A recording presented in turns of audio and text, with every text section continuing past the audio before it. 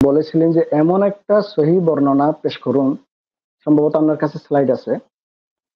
জি জি, এমন রাবি হ্যাঁ, সম্পর্কে। এমন একটা এটা নয়, এমন একটা সহি বর্ণনা পেশ করুন যেখানে ওমর রাদিয়াল্লাহু আনহু নির্দেশ দিয়েছেন সনদ সহি হবে, মুত্তাসিল হবে, এবং তিনি পুরো লাইফ জুড়ে এই কথাটার উপরে মানে একেবারে অবিচল ছিলেন যে শেখ ওসামাও সেটা অস্বীকার করতে পারেননি যে হাদিস সহি হবার জন্য যে 5টা প্রধান কন্ডিশন, সেখানে নাম্বার 1 কন্ডিশন হচ্ছে হাদিসের মধ্যে ইত্তিসাল থাকা। তো এটা শেখ ওসামাও স্বীকার করেছেন, হ্যাঁ এটা ইজমাই ভাবে প্রমাণিত। তবে তিনি এই যেটা স্বীকার করেছেন সেই স্বীকারের অনুকূলে তিনি কোনো প্রমাণ পেশ করতে পারেননি, এটা মানতে হবে। এটা ছিল ওনার মানে প্রথম দলিল এবং শক্তিশালী দলিল, যেই দলিলটা রাহুল ভাইয়ের ডিমান্ড অনুযায়ী হয়নি এবং শর্তের আলোকেও হয়নি। মানে হাদিস শাস্ত্রের আলোকে যে টপিকটা ছিল, হাদিস শাস্ত্রের আলোকে তারাবি কত রাকাত, আসলে এই টপিকের সাথেও যায় না। কেন যায় না সেটা আমি সামনে আলোচনা করব, আপনারা বুঝতে পারবেন। আচ্ছা, ইনশাআল্লাহ। শেখ ওসামার দলিলের ক্ষেত্রে উনি আরেকটা বিষয়কে খুব গুরুত্ব দিয়েছেন যে রাবির আমল যদি রাবির রেওয়ায়াতের বিপরীত হয় সেক্ষেত্রে আমলকে গুরুত্ব দেওয়া হয়, রেওয়ায়াত বর্জনীয় হয়। দেখুন, এটা শুধুমাত্র শেখ ওসামার কথা না, এটা হানাফি মাযহাবেরই একটা উসুল, যেটা ইজমার বিরুদ্ধে যে হয়েছে। ওকে, যত আহ, মানে হানাফিয়ত ওলামায়ে হানাফদের বাইরে যত মাসলাক মানহাজ আছে, সমস্ত মাসলাক মানহাজের ওলামায়ে কেরামগণ এটার বিরোধিতা করেন। দেখেন, বিরোধিতা করার অনেকগুলো কারণ আছে। হাফেজ ইবনুল কাইয়িম জাওজিয়া রাহিমাহুল্লাহ ওনার ইলামুল মুওয়াক্কিঈনে এটা নিয়ে বিস্তর আলোচনা করেছেন। আমি শুধু একটা পয়েন্ট বলি, এখানে অত লম্বা বলার সুযোগ নেই। একটা পয়েন্ট বলি, দেখেন, একজন রাবি তিনি বর্ণনা করেছেন রাবায়াত, আর তিনি আমল করেছেন, সেটা তো ওনার ব্যক্তিগত কাজ। রাওয়ায়াতটা কিন্তু ওহী হয়। কোন রাবির আমলের মাধ্যমে যে আল্লাহর ওহী বাতিল হতে পারে, এই উসুল জীবনও গ্রহণযোগ্য হবার নয়। এটা একটা ওলামায়ে হানাফরা একটা ভুলের মধ্যে ছিল, স্টিল আছেন, এটা মানতেই হবে। মানে আপনার কমন সেন্স দিয়ে চিন্তা করেন, ধরেন আমি একটা জিনিস, আমি একটা একটা হাদিস আমার কাছে সংরক্ষিত আছে, বা আমি বর্ণনা করলাম, বা আমি কারোর কাছ থেকে শুনলাম একটা হাদিস, এবং সেটা সহিহ সূত্রে প্রমাণিত হয়েছে। প্রমাণিত হওয়ার অর্থই হলো সেটা ওহী। এখন আমি যদি এর বিপরীত কাজ একটা করলাম, তাই বলে কি আল্লাহর ওহী বাতিল হয়ে যাবে? এটা সম্ভব নয়। তো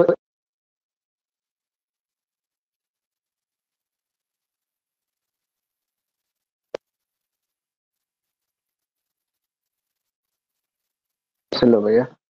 আচ্ছা, শোনা যাচ্ছে জি আমাকে? বলেন। জি জি, শুনছি, এখন শুনছি, বলেন ভাই। আচ্ছা, আচ্ছা, বিষয়টা কি বুঝেছেন যে জি জি রাবির জি রাওয়ায়াত গ্রহণীয় নাকি রাবির রায় গ্রহণীয়? এই জায়গায় জি ওলামায়ে জি। হানাফ তখনও ভুলের মধ্যে ছিলেন, এখনো ভুলের মধ্যে আছেন, এবং আমি আপনার এই যে লাইভের মাধ্যমে আমি এটা নিয়ে আমি যে কারোর সাথে আলোচনা করতে প্রস্তুত আছি ইনশাআল্লাহ, একেবারে শাস্ত্রীয় ভাবে। হুম হুম। আচ্ছা, যাই হোক, আরেকটা পয়েন্ট তিনি দলিলের ক্ষেত্রে যেটা মূল জোর বিষয়টা দিয়েছেন। হলো ভাই, এখানে আমি যদি একটু অনুমতি দেন একটা কথা বলি, সেটা হলো যে মূল বিষয় হলো যে মানে উসুল নিয়ে আর কি, এই যে ওনাদের যে উসুল, হানাফি উসুলের মাযহাবের কথাই যে বলছি, ওটা উসুলটা, উসুলেরই ওনারা যে অংশ। যে উসুল থাকে। জি, জি ওটা জি জি, উসুলেরই এটা অংশ। নিয়ে আসলে এটা আহ, সমাধান না হওয়া পর্যন্ত তো এই ইখতিলাফ নিরসন হবে না, এটাও ঠিক। জি বলেন আচ্ছা, ভাই। না এরপরেও ওই উসুলেও তো আজকের যে টপিক ছিল সেই টপিকের সপক্ষে ওনার কোনো দলিল সাব্যস্ত হয় না। যেই উসুল না দিয়েছেন না, ওই হয় নাই। উসুলটাও ছিল অপ্রাসঙ্গিক। আচ্ছা, যাই জি হোক, জি জি দেখেন, এটা অনেকেই মনে করতে পারে আমি সালাফি মতাদর্শী লোক সেজন্য আমি পক্ষপাতিত্ব করছি। নো, আমি দায়িত্ব না নিয়ে না বলছি, এবং আমি তো ঘোষণাই করলাম যে এই এই যে রাবির রায় গ্রহণীয় হবে না রেওয়ায়াত গ্রহণীয় হবে, এটা নিয়ে আমি যে কারোর সাথে আমি কথা বলতে প্রস্তুত আছি ইনশাল্লাহ, একেবারে দালিলিক ভাবে, শাস্ত্রীয় ভাবে। ঠিক আছে, এবং আমি এই বিষয়ে পুরোপুরি কনফিডেন্ট বলেই আমি এভাবে দায়িত্ব নিয়ে কথাটা বলছি। আচ্ছা, যাই হোক, আর ওনার দলিল দেবার ক্ষেত্রে একটা বিষয়কে উনি উল্লেখ করেছেন, সেটাকেও আমি ওনার দলিল হিসেবে গ্রহণ করেছি, সেটা হচ্ছে সার মাযহাবে আট নেই।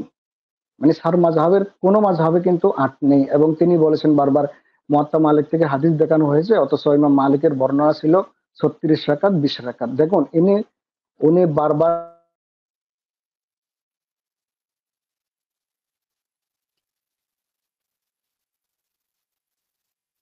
ভাই, যদি শোনেন, আপনি একটু হ্যাং হয়ে গেছেন, আপনার হ্যালো, শব্দ এবং ছবি আসছেন। জি বলেন, এবার বলেন, শুনছি ভাই, আবার বলেন, শুনছি। হ্যালো, হ্যাঁ বলেন ভাই, শুনছি শুনছি। দর্শক শ্রোতারা আন্তরিকভাবে দুঃখিত, আসলে ওখানে একটু নেটের সমস্যাই বোধহয় ভাইয়ের ওখানে, এর জন্য এমন হচ্ছে। ছেড়ে শুনতে ছেড়ে পাচ্ছি, আসছে আপনি ভাই আপনার শুনতেছেন? এটা ছবি এবং কথা ছিলেন। জি জি, বলেন, এখন বলেন, এখন বলেন। আচ্ছা, আচ্ছা, আমি এখন ক্লিয়ার শুনতে পাচ্ছি। আচ্ছা, আহ, যেটা বলছিলাম যে ইমাম মালিক রহিমাহুল্লাহ, ওনার থেকে 36 রাকাত 20 রাকাত এসছে। তো দেখেন, উনি কিন্তু বারবার মুয়াত্তা মালিকের হাদিসটাকে মুস্তারিব প্রমাণ করার জন্য যে কথাটা বলছিলেন, যদিও এটা ইস্তিরাবের যে সংজ্ঞার বাইরের কথা, উনি এটা কোত্থেকে বলেছেন আল্লাহ ভালো জানেন। সেটা হচ্ছে যে মোহাম্মদ বিন ইউসুফ আহ, ওনার দাউদ বিন কাইসকে এক কথা বলেছেন, ইমাম মালিককে আরেক কথা বলেছেন, সেই কারণে এটা মুস্তারিব। ইস্তিরাব কাকে বলে, মুস্তারিব হবার জন্য শর্ত কি কি লাগে, সেগুলো আমি সামনে সংক্ষেপে আলোচনা করবো ইনশাআল্লাহ। তো দেখেন, ইমাম মালিক থেকে যদি 20 রাকাত 36 রাকাত দু ধরনের যদি বর্ণনা থাকে, তাহলে তো ওটাই তো এমনিতেই মুস্তারিব ওনার কথা অনুযায়ী, যদিও এটা শাস্ত্রীয় কথা না, উনি বানিয়েছেন সেই হিসাবে। হুম, হুম। দেখেন, ইমাম মালিক থেকে মূলত যে 8 রাকাতের উনি যে নিজের জন্য পছন্দ করছিলেন, এটা উনি নিজেই আজকে আমার অবাক লেগেছে ব্যাপারটা। উনি অস্বীকার করেছেন, কিন্তু যে কথা দিয়ে অস্বীকার করতে গেছেন সেই কথা দিয়ে সেটা সাব্যস্ত হয়ে গেছে। কিভাবে? উনি নিজেই বলছেন যে ইবনুল কাসিম যখন ইমাম মালিক থেকে কোনো কিছু বর্ণনা করবেন সেটা গ্রহণযোগ্য। ইয়েস, আপনি ভিডিওটা টেনে টেনে দেখবেন। তিনি বলছেন যে যে সমস্ত বর্ণনা ইমাম মালিক থেকে, যে সমস্ত রায় ইমাম মালিক থেকে ইবনুল কাসিম বর্ণনা করবেন সেগুলো গ্রহণযোগ্য। তো খুব মজাদার বিষয়, ইমাম মালিক যে বলছেন যে আমি আমার জন্য 11 রাকাত আমি বেছে নিয়েছি, সেই বর্ণনাটা ইবনুল কাসিমই বর্ণনা করেছেন। আচ্ছা, আচ্ছা দেখেন আচ্ছা। ইমাম মালিক রহিমাহুল্লাহ, এই যে ওনার নামে 36 রাকাত বলা হয়, 20 রাকাত বলা হয়, আসলে এগুলোই সাব্যস্ত না। কেননা তিনি, ওনার কথাটা শুনে উনি স্পষ্ট বলছেন, যেটা ইমাম বদরুদ্দিন আইনি ওনার উমদাতুল কারিতে এনেছেন। এটা তো ওলামায়ে হানাফিদের একজন ইমাম। তো উনি বলছেন ইমাম মালিক যে লা আদিরি মান আহাদাসা হাযার রুকু আল কাসীর, যে আমি জানি না এই যে অতিরিক্ত রাকাত গুলো কে আবিষ্কার করেছে। আচ্ছা, আবিষ্কার শব্দটা বোঝেন? আহদাস, এই যে মুহাদ্দিস, মুহদাস, ইহদাস, এই যে এই শব্দটা বোঝেন? এটা বিদাতের ক্ষেত্রেও কিন্তু ব্যবহার হয়। আমরা বলছি না অতিরিক্ত গুলোকে বিদাত বলছি না, কিন্তু ওনার ব্যবহারটা ছিল এরকম, ওনার শব্দ চয়নটা ছিল এরকম যে লা আদরি মান আহাদাস হাযার রুকু আল কাসির, এই যে অতিরিক্ত রাকাত গুলো কে আবিষ্কার করেছে এটা আমি জানি না, ইমাম মালিক বলছেন। আচ্ছা, এই কথাটা উনি যে বলছেন ইবনুল কাসিম যদি বর্ণনা করেন তাহলে সেটা গ্রহণযোগ্য, সেটা ওনার কথা অনুযায়ী সেটা গ্রহণযোগ্য হয়ে গেছে। এবং ইমাম বদরুদ্দিন আইনি রহিমাহুল্লাহ ওনার উমদাতুল কারিতে এটা বিষয়টাকে গুরুত্ব দিয়ে উল্লেখ করেছেন। আচ্ছা, এই ছিল শেখ ওসামার মোটামুটি দলিলের হালত। এখন শেখ ওসামার পজিটিভ এবং নেগেটিভ পয়েন্ট নিয়ে আমি কয়েকটা কথা বলি। ওনার যেটা মানে পজিটিভ পয়েন্ট হিসেবে আহ, আমি যেটা উল্লেখ মানে গুরুত্ব দিয়েছি, সেটাও অনেকটা রাহুল ভাইয়ের মতোই, যে উনি আহ, ওনার উপস্থাপনাটা খুব দারুণ ছিল, এটা মানতেই হবে। ওনার যেহেতু উনি মাঠে ময়দানে কথা বলেন, এমনিতে ওনার ভিডিওতে দেখি ওনার কথা বলার যেই বলে না যে বাকপটুতা, এটা খুব শক্তিশালী। তো সেটা আজকেও দেখা গিয়েছে, ওনার উপস্থাপনাটা দারুণ ছিল। তবে তবে উনি শেষ পর্যন্ত আহ, উনিও মানে আক্রমণ করা থেকে নিজেকে বিরত রাখতে পারেননি। তো সেই হিসাবে ওনাকে আমি 50 মানে 100 দিতে পারতেছি না। রাহুল ভাইয়ের মতোই 50-50 আমাকে দিতে হচ্ছে। পজিটিভ পয়েন্ট মোটামুটি ভাবে এটাই। আর কোনো পজিটিভ পয়েন্ট আমি দেখতেছি না, কারণ রাহুল ভাইয়ের কোনো দলিল উনি টাচও করতে পারেননি। যদি টাচ করতেন তাহলে সেটাকে আমি পজিটিভ পয়েন্ট রাখতাম। ধরেন মত্তা মালিকের যে বর্ণনাটা, আরো তিনি কিছু বিষয়কে তুচ্ছ তাচ্ছিল্য করেছেন, যেগুলো আমি নেগেটিভ পয়েন্টে আলোচনা করব। আচ্ছা, মোটামুটি ভাবে পজিটিভ পয়েন্ট বলতে আমি ওনার সুন্দর উপস্থাপনাটাই দেখেছি। এখন আসি পুরো লাইভ জুড়ে উনি কোন কোন জায়গায় ফল্ট করেছেন। আমি সবগুলো ধরিনি, মোটামুটি ভাবে 18টা পয়েন্ট আমি নোট করেছি। তো সেগুলো ধরে ধরে আমি কথা বলছি। আমি আমার মধ্যে, আমার কথা বলার মধ্যে অনেক ভুল হতে পারে। আমার ভুল হলে আমাকে যে কেউ যদি সংশোধন করে দেয়, শুধরে দেয়, আমি অবশ্যই মেনে নেব। এবং মেনে নেবার মানসিকতা নিয়েই আজকে এই বিতর্কটা দেখেছি এবং আমি এই নোটগুলো করেছি। দেখেন, ও আরেকটা বিষয়, উপস্থাপক যাকে নিয়ে প্রথমে কথা বলার দরকার ছিল, এই জায়গায় উপস্থাপকের একটা আহ, অনেক বড় একটা ভুল হয়েছে। উনি কি ইচ্ছে করে করেছেন জি, ওটা নাকি ওটা ওটা কারোর দ্বারা ওটা কিন্তু রাহুল ভাই প্রভাবিত একটা হয়ে বোধহয় করেছেন? আমি যেটা বুঝতে পারছি ওটা রাহুল ভাই কিন্তু বলছেন হুম, বোধহয় যে উনি এটা আলোচনার বিষয়বস্তু থেকে কিন্তু প্রথমেই সরে গেছেন আলী হাসান ওসামা সাহেব, উনি কিন্তু বিষয়বস্তু থেকে যে না অনেক আমি দূরে ওটা সরে গেছেন। ওটা ধরতেছি না। না এরকম আলোচনা দেখেন সাজেদ ভাই, আলোচনা করতে গেলে যারা ভিউয়ার্স এখন এই মুহূর্তে দেখছেন তাদেরকে প্রথমেই প্রাথমিক পর্যায়ে সকলকে ঈদের শুভেচ্ছা জানাই। আজকে আপনারা দেখেছেন যে বিষয় আজকে আমাদের গুরুত্বপূর্ণ বিতর্কিত বিষয়ের আলোচ্য বিষয়, ওমর রাদিয়াল্লাহু তাআলা আনহু তিনি কত রাকাত তারাবি আদেশ করেছেন, ৮ নাকি ২০? এই আলোচনাটি হবে সম্পূর্ণ হাদিস শাস্ত্রের আলোকে। এই আলোচনাটি কেন? এই আলোচনা করার মূল কারণ বা মৌলিক কারণ হচ্ছে এটাই যে আহলে হাদিসদের উপরে একটা অভিযোগ আছে, প্রায় অভিযোগ করে থাকে যে আহলে হাদিসরা ওমর ইবনুল খাত্তাব রাদিয়াল্লাহু তাআলাকে মানে না, খোলাফা রাশিদিনকে মানে না। কারণ হিসেবে তারা পেশ করে যে ওমর বিন খাত্তাব তিনি ২০ রাকাত তারাবির আদেশ করেছেন, অথচ আহলে হাদিসরা ৮ রাকাত পরে মসজিদ থেকে পালিয়ে যায়। অনেকে এর জন্য এক ধাপ এগিয়ে আমাদেরকে বলে আমরা নাকি নামাজ চোর, আবার অনেকে এক ধাপ এগিয়ে তারা বলতেছে এইভাবে ৮ রাকাত কোনো নামাজই নেই, ১২৮৪ হিজরির পূর্বে ৮ রাকাত বলে কোনো আন্দোলন ছিল না। অনেক রকমের অভিযোগের স্তূপ আমাদের আহলুল হাদিসদের উপরে আছে। তাই আজকে এই আলোচনাটি খুব গুরুত্বপূর্ণ বিষয় এবং আপনারা সকলে মনটা খোলা রেখে উদার রেখে আলোচনাটা শোনার চেষ্টা করবেন। আমরা কেউ একগোয়ামি কেউ আমরা করব না। তো চলুন আমাদের আলোচনার সূচনাতেই কয়েকটি বিষয়কে লক্ষ্য করতে হবে।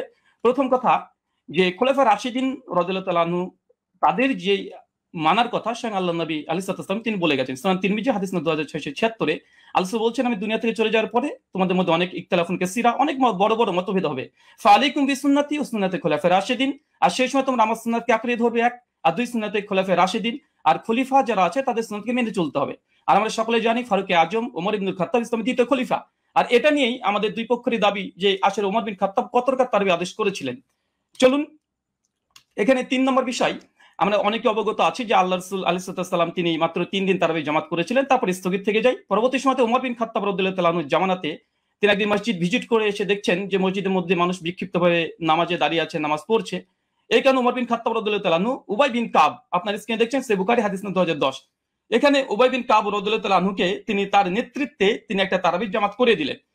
কিন্তু সহিহুল বুখারীর মধ্যে কত রাকাত এটা নেই, বরং জামাতের কথাটা এসেছে। এখন কত রাকাত এটা সহিহ বুখারীতে নেই, তার মানে কি হাদিস জগতে নেই? অবশ্যই আছে। চলুন কোথায় আছে আমরা একবার ঘুরে আসি। ৮ রাকাতের পক্ষে হাদিস, আমাদের প্রথম হাদিস, এটা হচ্ছে মুয়াত্তা মালিক, আপনারা দেখতে পাচ্ছেন 251 নম্বর হাদিস, এবং বিভিন্ন প্রকাশনের ভিন্নতার কারণে হাদিস নাম্বার চেঞ্জ হয়ে যাবে। এখানে হাদিসটা পড়ার পূর্বে একটা কথা বলতে চাই, আজকে যে দলিল আমি পেশ করব ইনশাআল্লাহ সেই দলিলের মধ্যে কোনো দুর্বলতা ইনশাআল্লাহ থাকবে না। জি, আমি ব্যক্তি রাহুলের ক্ষেত্রে অনেক দুর্বলতা থাকতে পারে, আরবি ইবারত অনেক ভুল হতে পারে, কিন্তু ইনশাআল্লাহ যে দলিল দেব একদম পূর্ণিমার রাতের সূর্যের মতো চমৎকার, একদম চকচকে সূর্যের মতো চকচকে করবে, কোনো এখানে একটা কালিমা লেপন করার মতো ইনশাআল্লাহ আজকে এই দলিল উপর আক্রমণ কেউ করতে পারবে না। আর করলে আমরা আহলে হাদিসের পক্ষ থেকে আমি মজুদ আছি খণ্ডন করার জন্য ইনশাআল্লাহ। চলুন হাদিসের সনদ এবং মতন আমরা একবার দেখে আসি এবং আপনারা দেখছেন এখানে বলছেন, দেখেন আন হাদাসানা মালিক আন মুহাম্মদ বিন ইউসুফ আন সাইদ বিন ইয়াজিদ আন্নাহু ক্বাল। এখানে সনদের প্রথম অংশ আমরা দেখে নিয়েছি। এরপর বলছে আমারা ওমর ইবনুল খাত্তাব উবাই বিন কাবিন ও তামিম দারি, তারপরে বলছে আই ইয়াকুমু লিন্নাসি বিইহদা আশারাতা রাকা।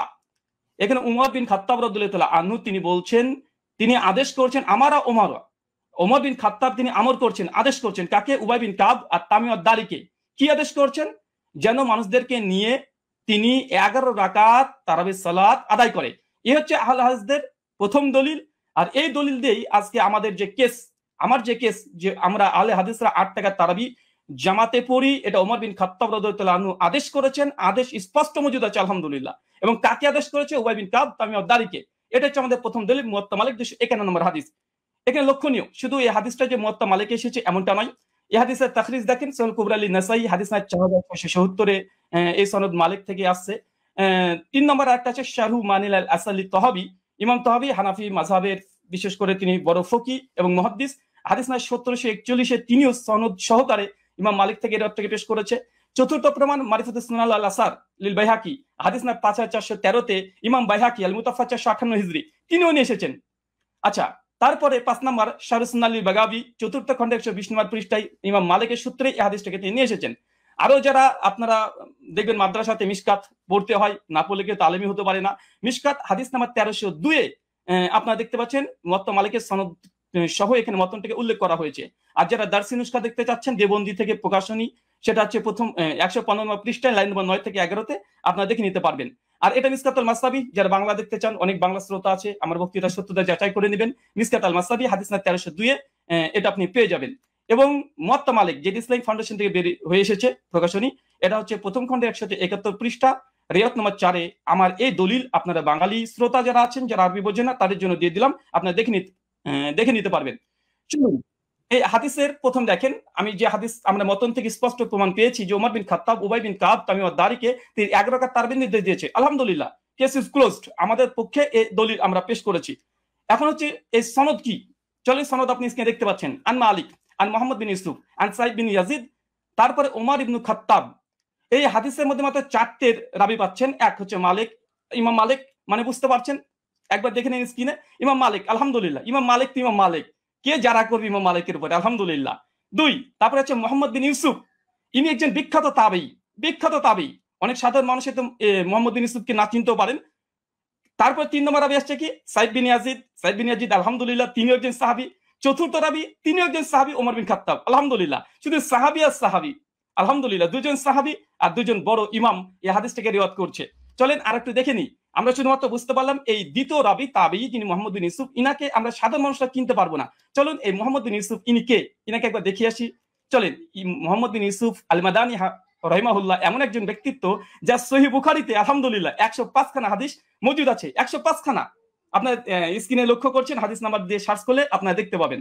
চলেন এরপর সনদ আবার দেখছেন, আন মালিক আন মোহাম্মদ বিন ইউসুফ আন সাইদ বিন ইয়াজিদ আন, তারপর ওমর ইবনে খাত্তাব। এই যে সনদটা ভালোভাবে দেখেন, আন মালিক আন মোহাম্মদ বিন ইউসুফ আন সাইদ বিন ইয়াজিদ। আবার দেখেন, আন মোহাম্মদ বিন ইউসুফ আন সাইদ বিন ইয়াজিদ। শুধুমাত্র মোহাম্মদ বিন ইউসুফ যে সহিহ বুখারীর রাবি এমনটা নয়, বরং সহিহ বুখারীর মধ্যে আলহামদুলিল্লাহ কমপক্ষে 4টে হাদিস সেম এই চেনটা এসেছে। দেখেন সহিহ বুখারী হাদিস না 1858, হাদিস না 2824, হাদিস না 4062, কমপক্ষে 4টে হাদিস আছে আন মোহাম্মদ বিন ইউসুফ আন সাইদ বিন ইয়াজিদ, একদম পাশাপাশি আছে।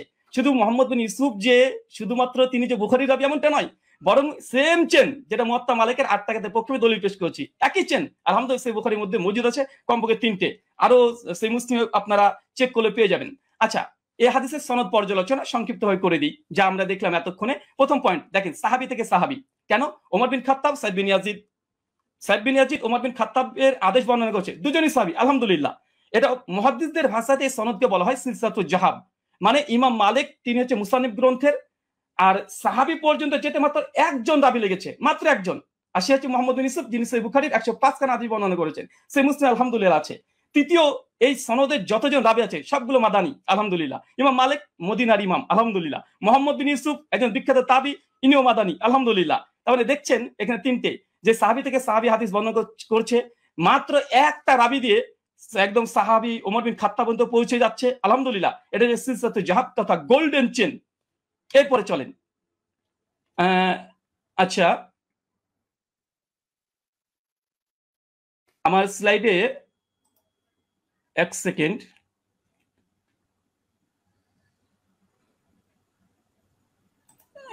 একটু থামতে হবে।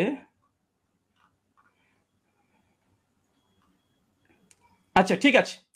আচ্ছা, আমরা হচ্ছে আমি এই কেসটা প্রেজেন্ট করলাম। এখন আলী হোসেন ওসামা হাফিজাহুল্লাহর কাছে আমার কিছু প্রশ্ন এই মুয়াত্তা মালিকের হাদিস নিয়ে। প্রথম প্রশ্ন, আলী হোসেন ওসামার কাছে 8খানা প্রশ্ন করব। প্রথম, ওমর ইবনুল খাত্তাব রাদিয়াল্লাহু তাআলা আনহু 20 রাকাত তারাবির নির্দেশ দিয়েছেন মর্মে এমন একটি সহিহ হাদিস উপস্থাপন করুন যেই সনদ হাদিস শাস্ত্রের আলোকে সহিহ হবে এবং মুত্তাসিল হবে, সনদে কোনো দুর্বল রাবী যেন না থাকে, আর সনদ যেন মাঝখান থেকে বিচ্ছিন্ন না হয়ে যায়, মানে কোনো ইনকেতা না থাকে। প্রশ্ন নম্বর 2, মুয়াত্তা মালিকের যে সনদ আমরা দেখিয়েছি, যেটা সিলসিলাতুল জাহাব মুহাদ্দিসদের পরিভাষা অনুযায়ী, ওমর ইবনুল খাত্তাব রাদিয়াল্লাহু তাআলা আনহু 20 রাকাত তারাবির নির্দেশ দিয়েছে, পয়েন্ট টু বি নোটেড, 20 রাকাত নির্দেশ দিয়েছে মর্মে এমন একটি বর্ণনা পেশ করুন যার সনদ সিলসিলাতুল জাহাব এই মানে উত্তীর্ণ হয়েছে। প্রশ্ন নম্বর 3, মুয়াত্তা মালিকের বর্ণনায় সমস্ত রাবী হচ্ছে মাদানী এবং একজন রাবীর উপরে আলহামদুলিল্লাহ যারা নেই, কোনো অভিযোগ নেই।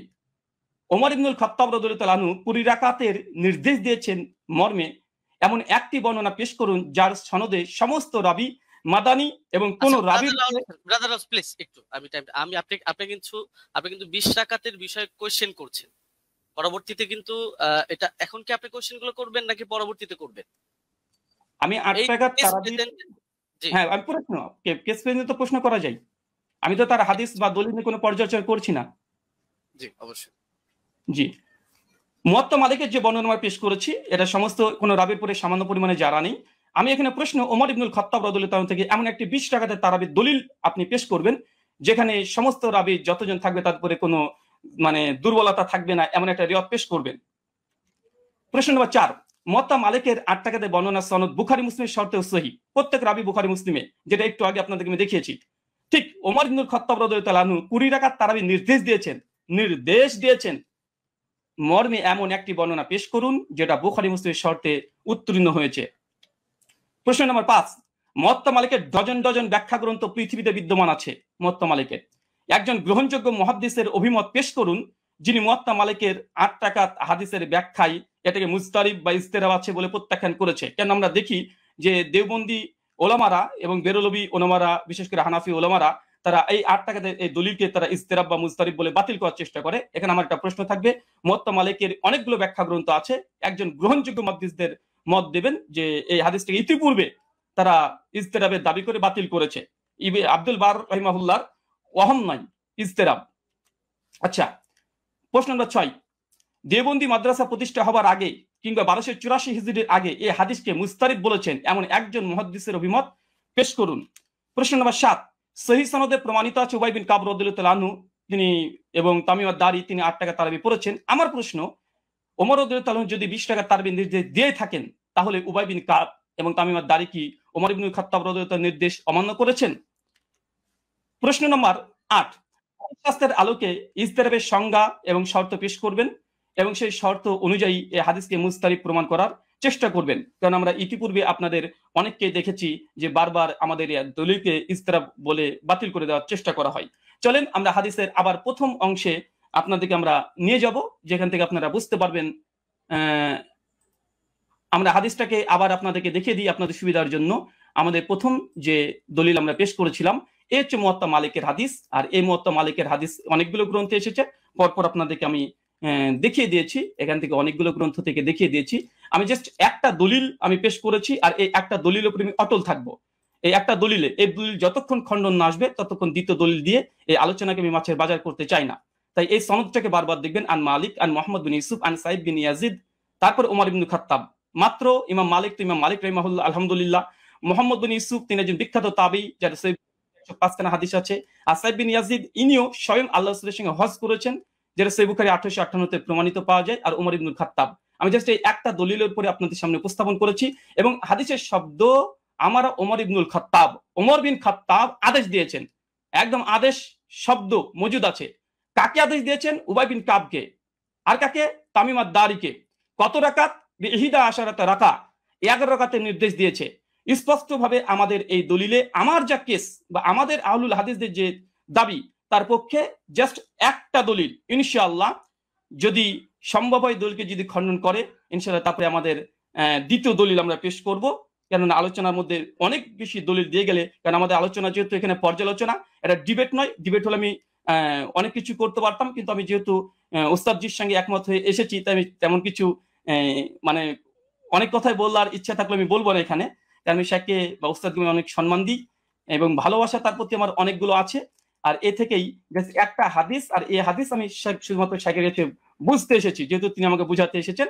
আর পর্যালোচনা যেহেতু এটা ডিবেট নয়, তার জন্য আমার এই একটা হাদিস যে দাবির পক্ষে আমরা আহলুল হাদিসরা 8 টাকা তারাবি পড়ি এবং এই হাদিসের মান আমাদের নিকটে সহিহ, এবং আমাদের কাছ থেকে 8খানা প্রশ্ন আমরা উপস্থাপন করেছি 20 টাকাতের পক্ষে। এই 20 টাকাতের যদি এই প্রশ্নের জবাব যদি দিয়ে দেয় আলহামদুলিল্লাহ, আমি লিখিতভাবে শুধু একদম না ঘোষণা দিয়ে আমি ঘোষণা করে দেব যে জাস্ট আমি যে কথা বলেছি আমি কথা থেকে ফিরে আসছি। 8 টাকার তারাবি ওমর বিন খাত্তাব আদেশ দেয়নি, মূলত 20 টাকা দিয়েছে। আমি প্রত্যাবর্তন করব, আমি স্ট্রিমে ঘোষণা করলাম। এখনো 3টে পর্ব আছে এবং আমি এরপরে অটল থাকবো। জি শুকরিয়া, জাযাকাল্লাহ খায়রান, বারাকাল্লাহ ফিকুম, ওয়ামা আলাইনা ইল্লাল বালাগ। জি ব্রাদার রাহুল হোসেন, আপনি এখানে আমরা আমাদের দাবি উত্থাপন করব, আর ব্রাদার রাহুলের দাবি নিয়ে আমরা পরবর্তী খণ্ডন পর্বের মধ্যে বিস্তারিত আলোচনা করবো ইনশাআল্লাহ। তো ওমর রাদিয়াল্লাহু তাআলা আনহু কত রাকাত তারাবির আদেশ করেছিলেন এ নিয়ে আমরা শুরুতে দাবি করে এসেছি যে তিনি এর পক্ষে আমরা আমাদের প্রমাণ উপস্থাপন করছি। মুসান্নাফ ইবনে আবি শাইবা গ্রন্থ হাদিস নম্বর 7682। এতে সহিহ সনদের মধ্যে আছে হাদাসানা ওয়াকিউন আন মালিক ইবনে আনাস আন ইয়াহইয়া ইবনে সাঈদ أن عمر بن الخطاب رضي الله عنه أمر رجلا يصلي بهم 20 ركعة। ওমর রাদিয়াল্লাহু তাআলা আনহু এক ব্যক্তিকে আদেশ করলেন তিনি তাদেরকে নিয়ে 20 রাকাত তারাবির নামাজ আদায় করবেন। এই যে হাদিসটা, এই হাদিসের মধ্যে প্রতিটা রাওয়ী ওয়াকি ইবনুল জাররাহ, ইমাম মালিক ইবনে আনাস এবং ইয়াহইয়া ইবনে সাঈদ আল কাত্তান প্রত্যেকে হাদিস শাস্ত্রের এক একজন নক্ষত্র এবং ইমাম। তো সুতরাং এই হাদিসের রাওয়ীদেরকে নিয়ে ওখানে কোনো বিতর্কের কোনো সুযোগ নেই, প্রত্যেকে নির্ভরযোগ্যতার মানে শতভাগ উত্তীর্ণ। হ্যাঁ, এখন কারো কাছে একটা খটকা লাগতে পারে যে ইয়াহইয়া ইবনে সাঈদ আল কাত্তান রাহমাতুল্লাহি আলাইহি তিনি তো ওমর ইবনুল খাত্তাব রাদিয়াল্লাহু আনহু জামানা পাননি, তাহলে তো মনে হচ্ছে যে হাদিসটা বিচ্ছিন্ন হয়ে যাচ্ছে, সূত্র বিচ্ছিন্ন, অর্থাৎ মাঝখানে কোনো একজন বর্ণনাকারী বাদ পড়ে গেছেন এবং তার সূত্রে তিনি বর্ণনা করছেন। তো হাদিস যদি মুনকাতি হয় তাহলে তো এটা যায়িফ মনে হতে পারে অনেকের কাছে। তো আমরা যেহেতু আমাদের শিরোনামই হলো যে হাদিস শাস্ত্রের আলোকে আমাদের আজকের আলোচনা হবে, তো আমরা এখন শাস্ত্রীয় আলোচনায় চলে যাই। আমরা শাস্ত্রীয় আলোচনার অনেকগুলো পয়েন্ট দিয়ে দেখাবো যে এই হাদিসের মধ্যে কোনো ধরনের দুর্বলতা নেই এবং হাদিসটা সর্বোচ্চ পর্যায়ে গ্রহণযোগ্য সহিহ। 1 নম্বর মূলনীতিতে আসি। হাদিস শাস্ত্রের স্বীকৃত একটা মূলনীতি হলো, এটা ইমাম জাইনুদ্দিন ইরাকি রাহমাতুল্লাহি আলাইহি লম্বা চড়া করে আলোচনা করেছেন, তার সূত্রে ইমাম সুয়ুতি সহ হাদিস শাস্ত্রের অনেক ইমামরা এই পয়েন্টটা টেনেছেন।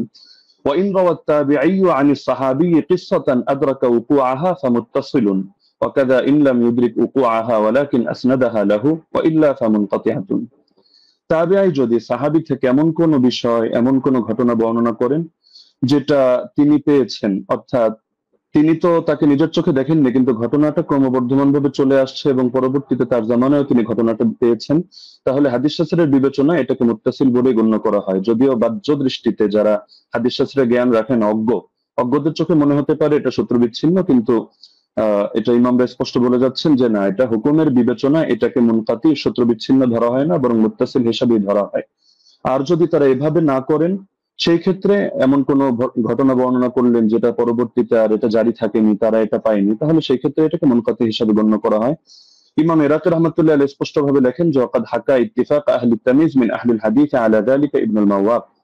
ইমাম ইবনুল মাওয়াক এই ব্যাপারে মুহাদ্দিসদের মধ্য থেকে যারা বিশ্লেষক তাদের ঐকমত্য বর্ণনা করেছেন। এটা তামহিদ প্রথম খণ্ড 26 নম্বর পৃষ্ঠায় আছে, উলুমুল হাদিস 26 নম্বর পৃষ্ঠায় আছে, 62 নম্বর পৃষ্ঠা, শারহুত তাফসির প্রথম খণ্ড 223, তাদরিবুর রাওয়ী প্রথম খণ্ড 249। যার কারণে শেখ সালেহ আল মুনাজ্জিদ, আল্লাহ তাআলা তাকে অতি দ্রুত কারামুক্তি করুন, সালাফিদের বড় শেখ, তিনি তার ইসলামকে ওয়েবসাইটের মধ্যে এই বিষয়ে মন্তব্য করেছেন।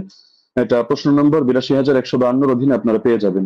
وبمجموع هذه الروايات يتبين أن ال20 ركعة كانت هي السنة الغالبة على التراويح في زمن عمر بن الخطاب رضي الله عنه، ومثل صلاة التراويح أمر مشهور يتناقله الجيل وعامة الناس، ورواية يزيد بن رومان ويحيى القطان يعتبر بهما وإن كان لم يدرك عمر، فإنهما ولا شك تلقياه عن مجموع الناس الذين أدركوهم، وذلك أمر لا يحتاج إلى رجل يسنده فإن المدينة كلها تسنده। পুরো এবারটা আমি শুনিয়ে দিলাম, যার মূল সারমর্ম এটাই দাঁড়াচ্ছে যে যদিও ইয়াহিয়া আল কাত্তান এবং ইয়াজিদ ইবনে রুমান সরাসরি ওমর রাদিয়াল্লাহু আনহু সাক্ষাৎ পাননি, কিন্তু এতে হাদিসের বিশুদ্ধতার মধ্যে কোনো সমস্যা হবে না, এটাকে বিচ্ছিন্ন ধরা হবে না, কারণ এটা তারা এই পরিমাণ বিপুল পরিমাণ মানুষ থেকে এটা তারা লাভ করেছেন এই সংক্রান্ত বর্ণনা, যারা সরাসরি ওমর থেকে এটা দেখেছেন। সুতরাং এখানে সুনির্দিষ্ট একজন ব্যক্তি লাগবে না যে এটার সনদ বয়ান করবে, বরং গোটা মদিনায় এর সনদ বয়ান করবে। তো সুতরাং দেখা যাচ্ছে যে যারা হাদিস শাস্ত্র সম্পর্কে অজ্ঞ তাদের কাছে সূত্র বিচ্ছিন্ন মনে হলো, যেহেতু শাস্ত্রের আলোকে আলোচনা, সুতরাং মূলনীতির আলোকে আমরা স্পষ্ট দেখালাম যে এটা সূত্র বিচ্ছিন্ন নয়, বরং এটা মুত্তাসিল হিসাবে ধর্তব্য হবে। দ্বিতীয় হলো ইমাম ইয়াহইয়া ইবনে সাঈদ আল কাত্তান রাহমাতুল্লাহি আলাইহি, তিনি যেন তেন ব্যক্তিত্ব নন, তিনি জরাতে আদিল শাস্ত্রের ইমাম, অর্থাৎ যার মতামত নিয়ে আমরা অন্যদেরকে মেপে থাকি, এবং তার ব্যাপারে জরাতে আদিল শাস্ত্রে স্পষ্ট লেখা আছে যে তিনি যার তার থেকে হাদিস রিওয়ায়াত করেন না। যেমন তাহদিবুত তাহদিব 4th খণ্ড 357 পৃষ্ঠা, তাহদিবুল কামাল 31 নম্বর খণ্ড 329 পৃষ্ঠা, এখানে ইমাম এজিল সূত্রে লেখা আছে বসরিয়ুন সিকাতুন নাকিউল হাদিস কানা লা ইউহাদ্দিসু ইল্লা আন সিকা। ইমাম ইয়াহইয়া ইবনে সাঈদ আল কাত্তান তিনি শুধু সিকা রাওয়ীদের থেকে হাদিস বয়ান করেন, যার তার থেকে বয়ান করেন না। একইভাবে আসিকাত কিতাব 7ম খণ্ড 611 পৃষ্ঠা, তাহদিবুত তাহদিব 4th খণ্ড 357 পৃষ্ঠা, ইকমালু তাহদিবিল কামাল 12 নম্বর খণ্ড 313 পৃষ্ঠা, তাহদিবুল কামাল 31 নম্বর খণ্ড 329 পৃষ্ঠা, এগুলোতে স্পষ্ট লেখা আছে যে ওয়া আমানা ফিল বাহসি আনিন নাকলি ওয়া তারাকা দুআফা। ইমাম ইয়াহইয়া ইবনে সাঈদ আল কাত্তান তিনি হাদিস শাস্ত্র বয়ান করার ক্ষেত্রে তিনি গভীরভাবে কাজটা করেন, তিনি যায়িফ রাওয়ীদেরকে পরিহার করেন। একইভাবে ইমাম আহমদ বিন হাম্বলের একাধিক মত আমরা বর্ণনা করতে পারবো এই ক্ষেত্রে, যেমন আল জারহ ওয়াত তা'দীল ইবনে আবি হাতিম প্রথম খণ্ড 232 পৃষ্ঠা, সেখানে ইমাম আহমদ বিন হাম্বল সূত্রে আছে, তিনি বলেছেন মা রাআইনা মিসলা ইয়াহইয়া ইবনে সাঈদ ফি হাদা শা'n ইয়ানি ফি মারিফাতিল হাদিস ওয়া রুওয়াতিহি হুয়া কানা সাহিব হাদা শা'n। আমরা ইয়াহইয়া ইবনে সাঈদের মতো ব্যক্তি এই শাস্ত্রে দেখিনি, অর্থাৎ হাদিস জানা এবং হাদিসের বর্ণনাকারীদের ব্যাপারে জানা, তিনি এই ব্যাপারে বিশেষ পাণ্ডিত্যের অধিকারী ছিলেন। এরকম আরো বহুত মতামত দেখানো সম্ভব, যেমন তিনি অন্যত্র এটাও আছে, তিনি বলেন আল জারহ ওয়াত তা'দীল ইবনে আবি হাতিম 232 পৃষ্ঠায় এই মন্তব্য আছে যে কানা ইয়াহইয়া আবসারাহুম বির-রিজাল ওয়া আনকাহুম হাদিসা। ইয়াহইয়া রিজাল সম্পর্কে সবচেয়ে বেশি সূক্ষ্মদর্শী এবং তিনি হাদিসগুলো খুব স্বচ্ছভাবে বর্ণনা করে থাকেন। তো সুতরাং তিনি যার তার থেকে হাদিস বর্ণনা করবেন না, এটা স্পষ্ট বিষয়। এবং এখানে তো যার তার থেকে করার প্রশ্নই আসছে না, কারণ এখানে যেহেতু গোটা মদিনাবাসী এই ব্যাপারে প্রত্যক্ষ সাক্ষী। 3 নম্বরে, যদি আমরা তর্কের খাতিরে এটাকে মুরসাল বলিও, তবু এই জাতীয় মুরসালরা সকলের মতে গ্রহণযোগ্য। যেমন হাফিজ ইবনুল কাইয়িম রাহিমাহুল্লাহর স্পষ্ট মন্তব্য আছে জাদুল মাআদ কিতাবে প্রথম খণ্ড 367 নম্বর পৃষ্ঠায়, ওয়াল মুরসাল ইযা ইত্তাসালা বিহি আমালুন ওয়া আদ্দাদাহু কিয়াসুন আও কাওলু সাহাবিয়্যিন أو كان مرسله معروفا باختيار الشيوخ ورغبته عن الرواية عن الضعفاء والمتروكين ونحو ذلك مما يقتضي قوته عمل به। মুরসালের সঙ্গেও যদিও আমরা এটা মুরসাল বলছি না, তবে তর্কের খাতিরে যদি এটাকে মুরসাল ধরিও, সেই ক্ষেত্রে মন্তব্যটা উল্লেখ করছে যে মুরসালের সঙ্গে যদি আমল যুক্ত হয়, অর্থাৎ উম্মত এভাবে আমল করে, অথবা তিনি আরো পয়েন্ট আনলেন যে যদি এখানে মুরসালটা যার থেকে এসেছে, অর্থাৎ মুরসিল যিনি, তিনি যদি এ ব্যাপারে পরিচিত হন যে তিনি শায়খ খুব সুন্দরভাবে নির্বাচন করেন এবং বর্ণনা করার ক্ষেত্রে যায়িফ রাওয়ী মাতরুক রাওয়ীদেরকে তিনি পরিহার করে চলেন, তাহলে সেই ক্ষেত্রে মুরসালের আলোকে আমল করা হবে এবং এটা ফুকাহায়ে কেরামের নিকট গ্রহণযোগ্য মূলনীতি। আল ইহকাম ফি উসুলিল আহকাম আমিদের কিতাবের মধ্যে স্পষ্ট আছে যে জাতীয় মুরসাল এটা ফাকাবিলাহু আবু হানিফা ওয়া মালিক ওয়া আহমদ ইবনে হাম্বল ফি আশহারি রিওয়ায়াতাইন আনহু। ইমাম আবু হানিফা গ্রহণ করেন, ইমাম মালিক গ্রহণ করেন, ইমাম আহমদ বিন হাম্বলের একটা প্রসিদ্ধ মত যেটা তার আলোকে দেখা যায় তিনিও গ্রহণ করেন। ঈসা ইবনে আবান রাহিমাহুল্লাহ তিনি একটু ভাগ করেন, তিনি শুধু فصل عيسى بن أبان فقبل مراسيل الصحابة والتابعين وتابعي التابعين ومن هو من أئمة النقل مطلقا دون من عدا هؤلاء। তিনি সাহাবীদের মুরসাল গ্রহণ করেন, তাবেঈদেরটা করেন, তাবেঈদেরটা করেন, এবং যারা হাদিস শাস্ত্রের ইমাম তাদেরটা করেন, অন্যদেরটা করেন না। এটা মেনে নিলেও সমস্যা নেই, কারণ ইমাম ইয়াহইয়া আল কাত্তান তিনি হাদিস শাস্ত্রের ইমাম, তিনি যে ক্যাটাগরি বর্ণনা করেছেন এই ক্যাটাগরির মধ্যে আছেন। আর ইমাম শাফিঈর মত প্রসিদ্ধ, এটা আল ইহকাম কিতাবের মধ্যে আছে, একইভাবে নুজহাতুন নাজার ফি তাওদীহ নুখবাতিল ফিকার সেখানেও আছে। ইমাম শাফিঈ রাহমাতুল্লাহি আলাইহির বক্তব্যের মধ্যে স্পষ্ট দেখা যাচ্ছে যে তিনি বলেছেন যে মুরসাল যদি সাহাবীর মুরসাল হয় তাহলে তো গ্রহণযোগ্য, আর যদি এমন মুরসাল হয় আও মুরসালান قد اسنده غير مرسله او ارسله راو اخر يروي عن غير شيوخ الاول او عضده قول صحابي او قول اكثر اهل العلم او ان يكون المرسل قد عرف من حاله انه لا يرسل عمن فيه علة من جهالة او غيرها كمراسيل ابن المسيب فهو مقبول والا فلا، ووافقه على ذلك اكثر اصحابه والقاضي ابو بكر وجماعة من الفقهاء। ইমাম শাফিঈ রাহিমাহুল্লাহর মন্তব্য হচ্ছে যদি সাহাবীর মুরসাল না হয় এমন মুরসাল হয় যে মুরসালের সঙ্গে কিছু বিষয় যুক্ত থাকে, যেমন তিনি একটা উদাহরণ দিয়েছেন, যদি অধিকাংশ আহলে ইলমের বক্তব্য এর পক্ষে সমর্থন যোগায়, অর্থাৎ তারাও এই মতে পোষণ করেন, অথবা মুরসিলের গুণ হলো তিনি যাত্রার থেকে ইরসাল করেন না, বরং তিনি এমন কারো থেকে ইরসাল করা থেকে নিজেকে বিরত রাখেন যার মধ্যে কোনো দোষ আছে, সে মাজহুলি হোক, সে অন্য কোনো দোষে দোষী হোক, যেমন ইমাম সাঈদ ইবনে মুসাইয়্যিব রাহমাতুল্লাহি আলাইহি এগুলো তিনি গ্রহণ করে নেন। এটা আল ইহকাম আমিদি কিতাবের মধ্যে আছে। একইভাবে ইমাম নাবাবী তার আল মাজমু শারহুল মুহাদ্দাবের 6 নম্বর খণ্ড 206 নম্বর পৃষ্ঠায় এটা বলেছেন, ইহতাজ্জু শাফিঈ বিল মুরসাল ইযা তাদাদা بأربعة أحد أربعة أمور إما حديث مسند وإما مرسل من طريق آخر وإما قول صحابي وإما قول أكثر العلماء। তো সময় যেহেতু কম আমরা সব রেফারেন্স টানছি না, আরো কয়েকটা কিতাবের হাওয়ালা দিয়ে দিচ্ছি।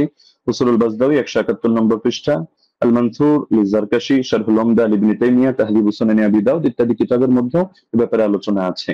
এবার আসি আমরা যদি সালাফি শায়খদের মূলনীতিও মেনে নিই, যেমন শায়খ আলবানী রাহিমাহুল্লাহকে ক্ষেত্রে আমরা উদাহরণ হিসেবে রাখতে পারি। তো শায়খ আলবানী রাহিমাহুল্লাহ প্রসিদ্ধ কিতাব সিলসিলাতুল আহাদিস সহিহা, এটা তো সকলের নিকটে পরিচিত।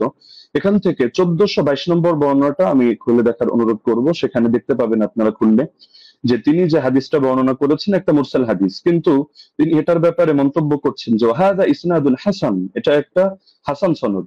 তবে ইল্লা আন্নাহু মুনকাতিউন বাইনা সুলাইমান ওয়া ইবনে আমরিন, তবে এটা সূত্র বিচ্ছিন্ন, মুনকাতি কার মাঝে, রাওয়ি সুলাইমান এবং রাওয়ি ইবনে আমরের মাঝে এখানে ইনকিতা আছে, সূত্র বিচ্ছিন্নতা আছে, কোন একজন বাদ পড়ে গেছে। তবে এটার পক্ষে এই তিনি একটা মুরসাল রিওয়ায়াত করে এর পক্ষে একটা জয়ীফ হাদিস এনেছেন, জয়ীফ রিওয়ায়াত, সেটা এনে তিনি মন্তব্য করছেন যে লাকিন্নাল হাদিসা বিমাজমু'ত তারিকাইনি হাসানুন, এই দুটো জয়ীফ মিলে এটা হাসান হয়ে গিয়েছে, অর্থাৎ একটা মুরসাল আর একটা জয়ীফ। তো মুরসালের পক্ষে তিনি জয়ীফ হাদিস পেয়েও এটাকে হাসান হিসাবে সাব্যস্ত করে ফেলেছেন এবং শেষে মন্তব্য করেছেন ফামিসলুহু ইউস্তাশহাদু বিহি, এ ধরনের বর্ণনা দ্বারা এটা দলিল প্রদান করা যায়। ফাল হাদিসু বিহি সহিহুন ইনশাআল্লাহু তাআলা, এর দ্বারা হাদিসটা সহিহ হিসাবে সাব্যস্ত হবে ইনশাআল্লাহু তাআলা। তো শায়খ আলবানী রাহিমাহুল্লাহ এক্ষেত্রে যে কাজটা করলেন, আমরা তো এর চেয়ে তার মজবুত কাজ করলেন, তিনি একেবারে একটা জয়ীফ হাদিস এনে মুনকাতি একটা রিওয়ায়াতকে তিনি হাসান সনদ সাব্যস্ত করে হাদিসটাকে দলিলযোগ্য এবং সহিহ সাব্যস্ত করে ফেললেন। তো এ ব্যাপারে তো আর কোনো কিছু বলার অপেক্ষা রাখে না। তারপর চতুর্থ বিষয় হলো, সব ধারার ইমামগণই মেনে নিয়েছেন যে ওমর রাদিয়াল্লাহু আনহু 20 রাকাত তারাবির আদেশ করেছেন। যেমন আমরা উদাহরণ হিসেবে ইমাম শাফিঈকে আনতে পারি 1 নম্বরে, কিতাবুল 1 নম্বর খন্ড 167 পৃষ্ঠা, মুখতাসারুল মুজানি 34 নম্বর পৃষ্ঠা, তিনি স্পষ্ট বলেছেন ওয়া আহাব্বু ইলাইয়া 20 লিআন্নাহু রুইয়া আন ওমর, আমার নিকট বেশি অধিক পছন্দনীয় কারণ এটা ওমর থেকে বর্ণিত হয়েছে। ইমাম তিরমিজি রাহমাতুল্লাহি আলাইহি সুনানে তিরমিজি হাদিস নম্বর 806 দ্বিতীয় খন্ড 158 নম্বর পৃষ্ঠা, এখানেও আছে وأكثر أهل العلم على ما روي عن عمر وعلي وغيرهما من أصحاب النبي صلى الله عليه وسلم 20 ركعة, অধিকাংশ আহলে ইলম এই মতে পোষণ করেন যে তারাবি 20 রাকাত। কেন? কারণ এটা ওমর থেকে, আলী থেকে এবং নবীর অন্যান্য সাহাবীদের থেকে রাদিয়াল্লাহু আনহুম বর্ণিত হয়েছে। শেখ বিন বাজ রাহমাতুল্লাহি আলাইহি সালাফিদের গ্রহণযোগ্য ব্যক্তিত্ব, আমরা মহব্বত করি, তিনি বলেন মাজমুউল ফাতাওয়া 11 নম্বর খন্ড 322 নম্বর পৃষ্ঠা ওয়া সাবাতা আনহুম আন্নাহুম সাল্লু বিআমরিহি 23, তাদের থেকে প্রমাণিত রয়েছে যে তারা ওমরের আদেশে তারা 23 রাকাত নামাজ আদায় করেছেন। শেখ সালেহ আল মুনাজ্জিদ তিনি বলেন যা আল আমরু আন ওমর ইবনুল খাত্তাব রাদিয়াল্লাহু আনহু বিসালাতিল 20 রাকাতান, ওমর রাদিয়াল্লাহু আনহু থেকে 20 রাকাতের ব্যাপারে আদেশ এসেছে। তো সালাফি শায়খ হয়েও তারা বিষয়টা মেনে নিয়েছেন। তো এর পক্ষে আরো কিছু প্রাসঙ্গিক বর্ণনা আছে, যেটা শেখ সালেহ আল মুনাজ্জিদ তার islamqo.com এর মধ্যে অন্যান্য বর্ণনাগুলো এর পক্ষে প্রমাণ হিসেবে নিয়ে এসেছেন। সাইদ বিন ইয়াজিদের বর্ণনা, অন্যান্য বর্ণনা, সেটা আমরা আপাতত টানছি না, সেটা পরবর্তী আলোচনার মধ্যে আমরা আনবো। হ্যাঁ, লাস্ট যে পয়েন্টটা আমি বলবো যে আমরা তো স্পষ্টভাবে দেখালাম যে এর সনদের মধ্যেও দুর্বলতা নেই, মতনের মধ্যেও দুর্বলতা নেই, আর ইমামরা তো স্পষ্টভাবে বলে গিয়েছেন, যেমন খতিবে বাগদাদি রাহমাতুল্লাহ আলাইহি এবং হাফিজ ইবনুল কাইয়িম রাহিমাহুল্লাহ বলে গিয়েছেন, কোন হাদিসের উপর যদি উম্মতের আমল থাকে, আল ফাকিহ আল মুতাফাক্কি 1 নম্বর খন্ড 473 পৃষ্ঠা আর রূহ 21 নম্বর পৃষ্ঠা, তাহলে সেই হাদিসটা অবশ্যই গ্রহণযোগ্য হবে। এক্ষেত্রে আরো স্পষ্ট বক্তব্য আমরা ইমাম সুয়ুতিরটা উল্লেখ করি, তিনি তাদরিবুর রাওয়ী কিতাবের মধ্যে এনেছেন 34 নম্বর পৃষ্ঠা, ইহকামু লিল হাদিস বিসিহহা, হাদিসের ব্যাপারে সহিহ হওয়ার হুকুম দেওয়া হবে ইযা তালাক্কাহু আন-নাস বিল কবুল, যখন উম্মত সেটাকে কবুল করে নিবে এবং সেটা গ্রহণ করবে। ওয়া ইল্লাম ইয়াকুন লাহু ইসনাদুন সহিহ, এমনকি যদি তার সহিহ সনদ নাও থাকে তবুও হাদিসটা গ্রহণযোগ্য হবে। এমনকি হাফিজ ইবনে হাজার আসকালানী রাহমাতুল্লাহি আলাইহি আন-নুকাত আলা কিতাবি মুকদ্দিমাত ইবনে সালার মধ্যে স্পষ্ট এনেছেন, এটা আপনারা আন-নুকাত আলা কিতাব ইবনে সালার মধ্যে প্রথম খন্ড 494 495 পৃষ্ঠায় পাবেন যে মিন জুমলাতি সিফাতিল কবুল আল্লাতী লাম ইয়াতাআররাজ লাহা শাইখুনা ইয়াকসিদু জাইনাদ্দিন আল ইরাকি আন ইয়াত্তাফিক আল উলামা আলা আল আমাল বিমাদলুল হাদিস ফাইন্নাহু ইউকবালু হাত্তা ইয়াজিব আল আমালু বিহি ওয়া ক্বাদ সাররাহা বিযালিকা জামাআতুন মিন আইম্মাতিল উসুল। হাদিস গ্রহণযোগ্য হয় যে সমস্ত গুণের কারণে, এর অন্যতম একটা গুণ হলো যে আলেমরা এই হাদিসের বক্তব্যের আলোকে আমল করার ব্যাপারে একমত হয়ে যান। তো এরকম যদি হয় তাহলে সেই হাদিসটা অবশ্যই কবুল হয় এবং তার দ্বারা আমল করা আবশ্যক হয়ে যায়। এটা হাদিসের মূলনীতি সংক্রান্ত আলোচনা যারা করেছেন যে ইমামরা, তারা স্পষ্টভাবে এই ব্যাপারে বক্তব্য দিয়েছেন। তো এটা হাফিজ ইবনে হাজার আসকালানী রাহমাতুল্লাহি আলাইহি বক্তব্য। তো আলোচনা আরো দীর্ঘ করা যেত, বাকি সময় যেহেতু সংক্ষিপ্ত, আমরা যে পয়েন্টগুলো টানলাম, তো ব্রাদার রাহুল এর মধ্যে থেকে কোনো একটা পয়েন্ট টেনে তিনি যদি দেখাতে পারেন যে না এই শাস্ত্রের এই মূলনীতিগুলো ভুল বা এর আলোকে এটা প্রমাণিত হয় না, তাহলে আমরা তার প্রতি কৃতজ্ঞ থাকবো যে হাদিস শাস্ত্রের নতুন আরেকটা জিনিস অ্যাড হলো। তো সুতরাং আমরা শাস্ত্রের আলোকে দেখিয়ে দিলাম যে না ইমাম ওমর জন্য আমাদের প্রথম পর্ব শেষ হয়েছে। তো মূল বিষয় হচ্ছে এতক্ষণ আপনারা দেখলেন যে আমাদের উস্তাদজি তিনি তার প্রেজেন্টেশনে 20 রাকাত তারাবির পক্ষে তিনি দলিল উপস্থাপন করেছেন, তবে আমি হতাশ হয়েছি। হতাশ এই জন্য হয়েছি যে আটটাঘাতের পক্ষে আমরা যে হাদিসটা পেশ করেছি মুয়াত্তা মালিক থেকে, মাত্র 4টে সনদে, সনদের মধ্যে না কোনো দুর্বলতা আছে, না সনদের মধ্যে কোনো রাবের উপরে আপত্তি আছে, না সনদের মধ্যে কোনো ইনকেতা সূত্র বিচ্ছিন্ন হয়েছে। এবং আমি ওস্তাদজিকে আমার 8টা প্রশ্নের মধ্যে 5 নম্বর প্রশ্ন ছিল এইটা, যে এমন একটি দলিল পেশ করবেন যেখানে সূত্র কোনো ছিন্ন হয়নি, বিচ্ছিন্ন হয়নি, ইনকেতা নেই, সনের মধ্যে কোনো মুনকাতি কোনো সনদ পেশ করবেন না। দুর্ভাগ্যজনক হলে সত্য কথা, আজকে তিনি প্রথম যে দলিলটা পেশ করেছেন তিনি একটা মুনকাতি একটা দলিল পেশ করেছেন, সূত্র বিচ্ছিন্ন একটা দলিল পেশ করেছেন। এবং এখানে ইয়াহিয়া সাইদ আল কাত্তান থেকে যে রাত পেশ করেছে মুসান্নাফ ইবনে আবি শাইবা থেকে আপনারা দেখেছেন। তো এখানে মুসান্নাফ ইবনে আবি শাইবাতে ইয়াহিয়া সাইদ আল কাত্তান তিনি দাবি করছেন বা বলছেন ইবনে ইয়াজিদ থেকে যে ওমর রাদিয়াল্লাহু তাআলা জামানায় 20 টাকা তারাবির আদেশ দিয়েছে। আমার প্রশ্ন আবারও 9 নম্বর প্রশ্ন একটা যোগ হয়ে গেল, কাকে আদেশ করেছে, কাকে নাম বলতে হবে। মুয়াত্তা মালিকের রিওয়ায়াতে পরিষ্কারভাবে আছে কাকে আদেশ করেছিলেন। 8 টাকাতের পক্ষে ওমর বিন খাত্তাব, সেটা হচ্ছে উবাই বিন কাব আর তামিম আদ-দারিকে।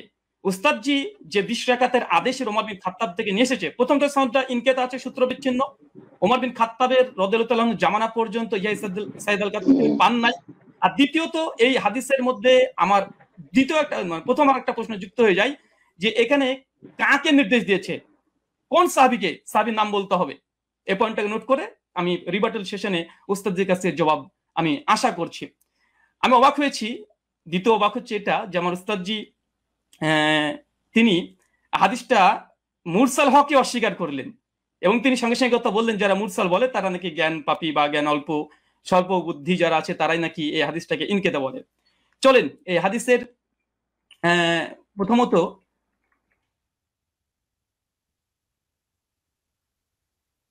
আচ্ছা প্রথম হচ্ছে যে দলিলটা পেশ করেছেন মুনকাতি হাদিস, এই হাদিস নাকি মুরসাল তিনি অস্বীকার করেছেন, ইনকারে সনদ বিচ্ছিন্ন। অথচ আমরা দেখছি দেখেন এটা হচ্ছে আসরুস সুনান, আল্লামা নিমবি হানাফি তার একটি কিতাব, তার আসরুস সুনানের 779 নম্বর হাদিসে দেখেন ইয়াহিয়া সাইদ থেকে ওই রিওয়ায়াতটা এসেছে যেটা উস্তাদজি মুসান্নাফ ইবনে আবি শাইবা থেকে পড়েছেন। হাদিসটা নিয়ে আসার পরে বলছে ও ইসনাদহু মুরসাল, তিনি পরিষ্কার দাবি করছেন যে এই সনদ হচ্ছে ইনকেতা ঘটেছে, সনদের মধ্যে বিচ্ছিন্ন ঘটেছে। ইয়াহিয়া সাইদ আল কাত্তান রাহিমাহুল্লাহ তিনি ওমর বিন খাত্তাবের জামানা পাই নাই, আর তিনি এটাকে পুরোটাকে অস্বীকার করে দিলেন। আমি এটা খুব আশ্চর্য হয়েছি। তারপরে যদিও তিনি এখানে কবিন শব্দটা লিখে দিয়েছেন যে যদিও মুরসাল সূত্র বিচ্ছিন্ন তবে নাকি শক্তিশালী। আর একটা প্রশ্ন যুক্ত হয়ে গেল, উস্তাদজিকে বলবো হাদিস সহিহ হওয়ার জন্য কয়টা শর্ত।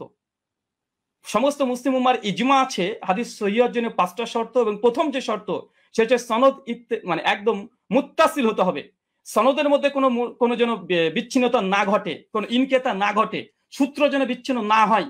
এর যে হাদিস সহিহ হওয়ার জন্য এটা হচ্ছে ইজমাই শর্ত। সে হানাফি বলেন, আহলে হাদিস, শাফি, মালিকি যেই বলেন, সমস্ত উম্মত একমত হাদিস 5টা শর্তে সহিহ হয়। প্রথম শর্ত হচ্ছে ইত্তেসাল হতে হবে, মুত্তাসিল হতে হবে, সনদ যেন একদম কোনো মাঝখান থেকে চেঞ্জ যেন ব্রেক না করে। অবাক হলাম তিনি এই হাদিস একটা মুরসাল হাদিস তিনি নিজে প্রথমে স্বীকার করে নিয়েছেন কয়েকবার, আবারও স্বীকার করতেও যাচ্ছেন না।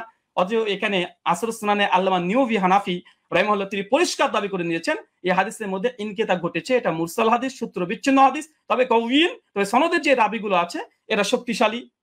হাদিস সহিহ হওয়ার জন্য যেহেতু রিজাল শাস্ত্রের আলোকে এবং হাদিস শাস্ত্রের আলোকে আমাদের দলিল উপস্থাপন করতে হবে, তো হাদিস সহিহ হওয়ার জন্য ওস্তাদ দেখেছি আমার জানার জন্য প্রশ্ন, বিনয়ের সঙ্গে প্রশ্ন, মানে মুত্তাসিল হওয়া এটা শর্ত কি, শর্ত একটু জানাবেন 5টা শর্তের মধ্যে।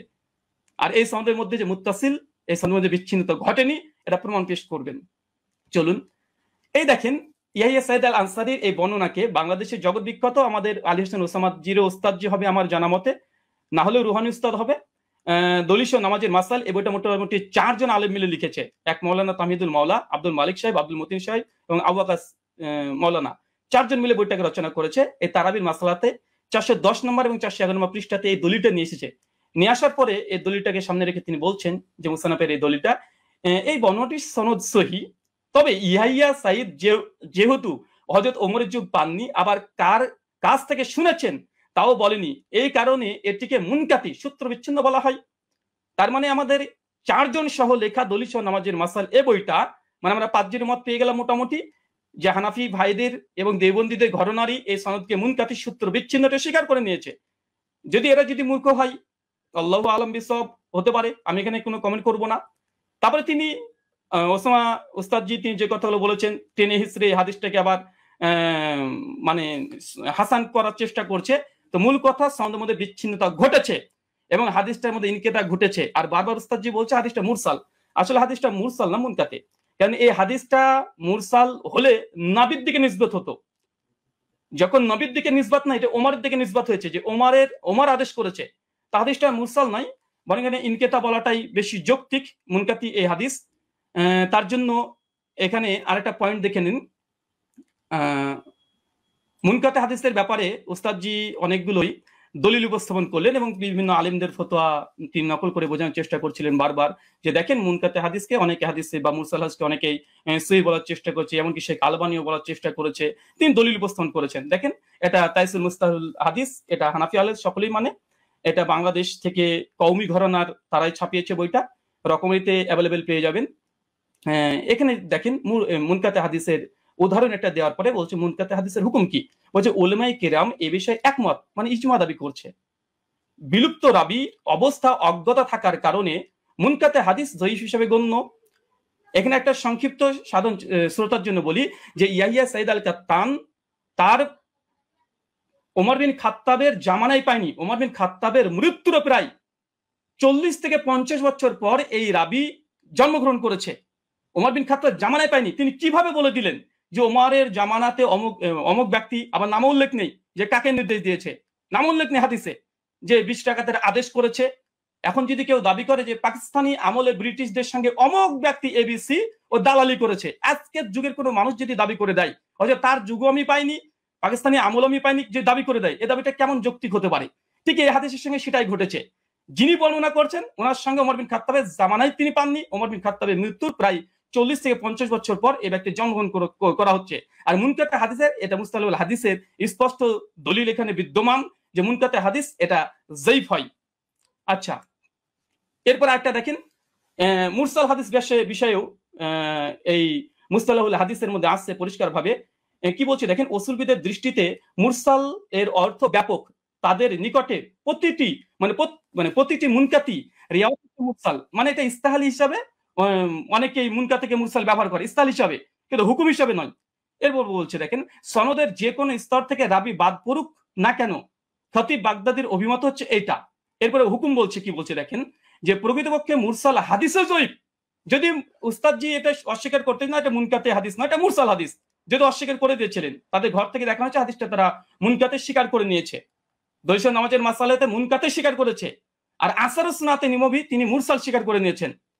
আচ্ছা, তারপরেও যদি ওসামা সাহেব বারবার এটাকে মুরসাল এটা অস্বীকার করেও এটা নিয়েই বারবার আলোচনা করে মুরসাল হাদিসের ব্যাপারে হুকুম কি দিচ্ছে দেখেন, যে প্রকৃতপক্ষে মুরসাল হাদিসের জয়ীফ এবং বর্জনীয়, পরিষ্কার। আচ্ছা চলেন, এটা সহিহ মুসলিম মুকদ্দমা উঠে দেখবেন, এটা ইসলামিক সেন্টার থেকে ছাপানো, আরবিটাও আপনারা ভালোভাবে পড়তে পারবেন। এবং এখানে ইমাম মুসলিম রাহিমাহুল্লাহ তিনি পরিষ্কার মুরসাল হাদিসের একটা বাব কায়েম করেছে। বাব কায়েম করার পরে ইমাম মুসলিম সহিহ মুসলিম রচনার পূর্বে মুকদ্দমা শুধু উসুল হাদিস দিয়ে তিনি একদম পালাতে রেখেছেন। তার মধ্যে মুরসাল আলোচনা করতে গিয়ে তিনি বলছেন যে মুরসাল রিওয়ায়াত হাদিস সময়ের ব্যাপারে আমাদের মুহাদ্দিসদের মানে মুহাদ্দিসগণের কেরামের অভিমত হচ্ছে মুরসাল হাদিস হুজ্জাত দলিল হিসেবে পরিগণিত হবে না। মানে কোন হাদিসের সনদের মধ্যে যদি বিচ্ছিন্ন ঘটে, যেটা আমাদের উস্তাদ যে আজকে দলিল পেশ করেছে, তাহলে সেটা কোনোভাবে হিসেবে গ্রহণযোগ্য নয়। সর্বশেষে বলছে ফলে তা মুরসাল হওয়ার সম্ভাবনায় আমাদের নিকটে হুজ্জত বা দলিল হিসেবে পরিগণিত হবে না। এবং ইমাম মুসলিম রাহিমাহুল্লাহ তিনি বলছেন মুরসাল হাদিস হোক সনদ যদি বিচ্ছিন্ন ঘটে যায়, এই হাদিস সহিহ নয়, এটা বর্জনীয়, এটা যায়িফ, এটা মারদুদ। এবং হাদিস সহিহ অর্জনের যে 5টা শর্ত, ইজমা আছে, এরপরে ইজমা দাবি করলাম, ইজমা আছে। প্রথম শর্ত হচ্ছে যে মুত্তাসিল হতে হবে। আচ্ছা, এখানে দেখেন উনি আলবানী রাহিমাহুল্লাহর এই সুলাইমান আর তাউসের একটা রিওয়ায়াত নিয়ে এসে বলছেন যে আলবানী দেখো তোমাদের ঘরে আলবানী একটা মুরসাল হাদিসকে হুজ্জাত গ্রহণ করে নিয়েছে। আমি একই টিটফট ট্যাগ দিয়ে দিলাম উস্তাদজিকে যে দেখেন আপনাদের দলিল নামাজের মাসালে বইয়ে আহলে হাদিসদের একটা দলিল খণ্ডন করতে গিয়ে এখানে মৌলানা আব্দুল মালিক সাহেব, আব্দুল মতিন সাহেব এবং তামহিদুল মাওলা সাহেব আরো 4 জন বড় বড় বিজ্ঞ ওলামা তারা কি বলছে, এই হিসাবে সুলাইমান ও তাউসের মাঝে আরেকটি বিচ্ছিন্নতা সৃষ্টি হয়েছে, মানে সূত্র বিচ্ছিন্ন হয়েছে, যার কারণে হাদিসটা হাসান মানে সহিহ তদুর কিবা হাসান হওয়া দুষ্কর হয়ে পড়েছে। এটা আমাদের দেওবন্দি বাংলাদেশি ওলামা মাশায়েখ যারা আছেন, বিশেষ করে কওমি ঘরানার, তাদের যারা লিখেছে ওটা একদম সকলে মাথার ওপরে তারা। তা আলবানী যেমন দলিল দিয়েছিল, আমি পাল্টা একটা দলিল দিয়ে দিলাম। আচ্ছা, এই হচ্ছে। আচ্ছা, এখানে আরেকটা দলিল তিনি যেহেতু ইয়ে সাইদ আল আনসারি থেকে একটা হাদিস মাত্র দিয়েছে, তবে বিন বাজ রাহিমাহুল্লাহ ফতোয়া পড়তে গিয়ে তিনি আরেকটা রিওয়ায়াত পেশ করেছেন, সেটা হচ্ছে ইয়াজিদ বিন রোমান থেকে। দেখেন 2 নম্বর যে দলিলটা দিয়েছে একই অবস্থা। ইয়াজিদ বিন রোমানের দলিলটাও এটাও ইনকেতা, সনদ বিচ্ছিন্ন হয়েছে। এবং আমার চ্যালেঞ্জ ছিল উস্তাদজিকে, বা আমার অনুরোধ ছিল যে উস্তাদজি এমন একটা দলিল পেশ করবেন যার মধ্যে কোনো বিচ্ছিন্নতা ঘটেনি, কোনো ইরসাল হয়নি, এবং এমন একটা হাদিস পেশ করলেন যে হাদিসে কাকে যে আদেশ করা হয়েছে তার নাম উল্লেখ নেই, অথচ মুয়াত্তা মালিক আলহামদুলিল্লাহ সনদের মধ্যে কোনো ইরসাল নেই, ইনকেতা ঘটেনি, সনদের মধ্যে কোনো রাবির উপরে জাররা পরিমাণে কোনো জারা নেই, সনদে কোন ব্যক্তিকে কোন সাহাবী ওমর বিন খাত্তাব 8 টাকা তারাবির আদেশ করেছে সেটাও মজুদ আছে আলহামদুলিল্লাহ। কিন্তু আমাদের উস্তাদজি 15 মিনিট সময় নিয়ে তিনি মাত্র একটা দলিল পেশ করেছেন, বিন বাজের ফতোয়াতে এই ইয়াজিদ বিন রোমানের এর অর্থে চলে এসেছে।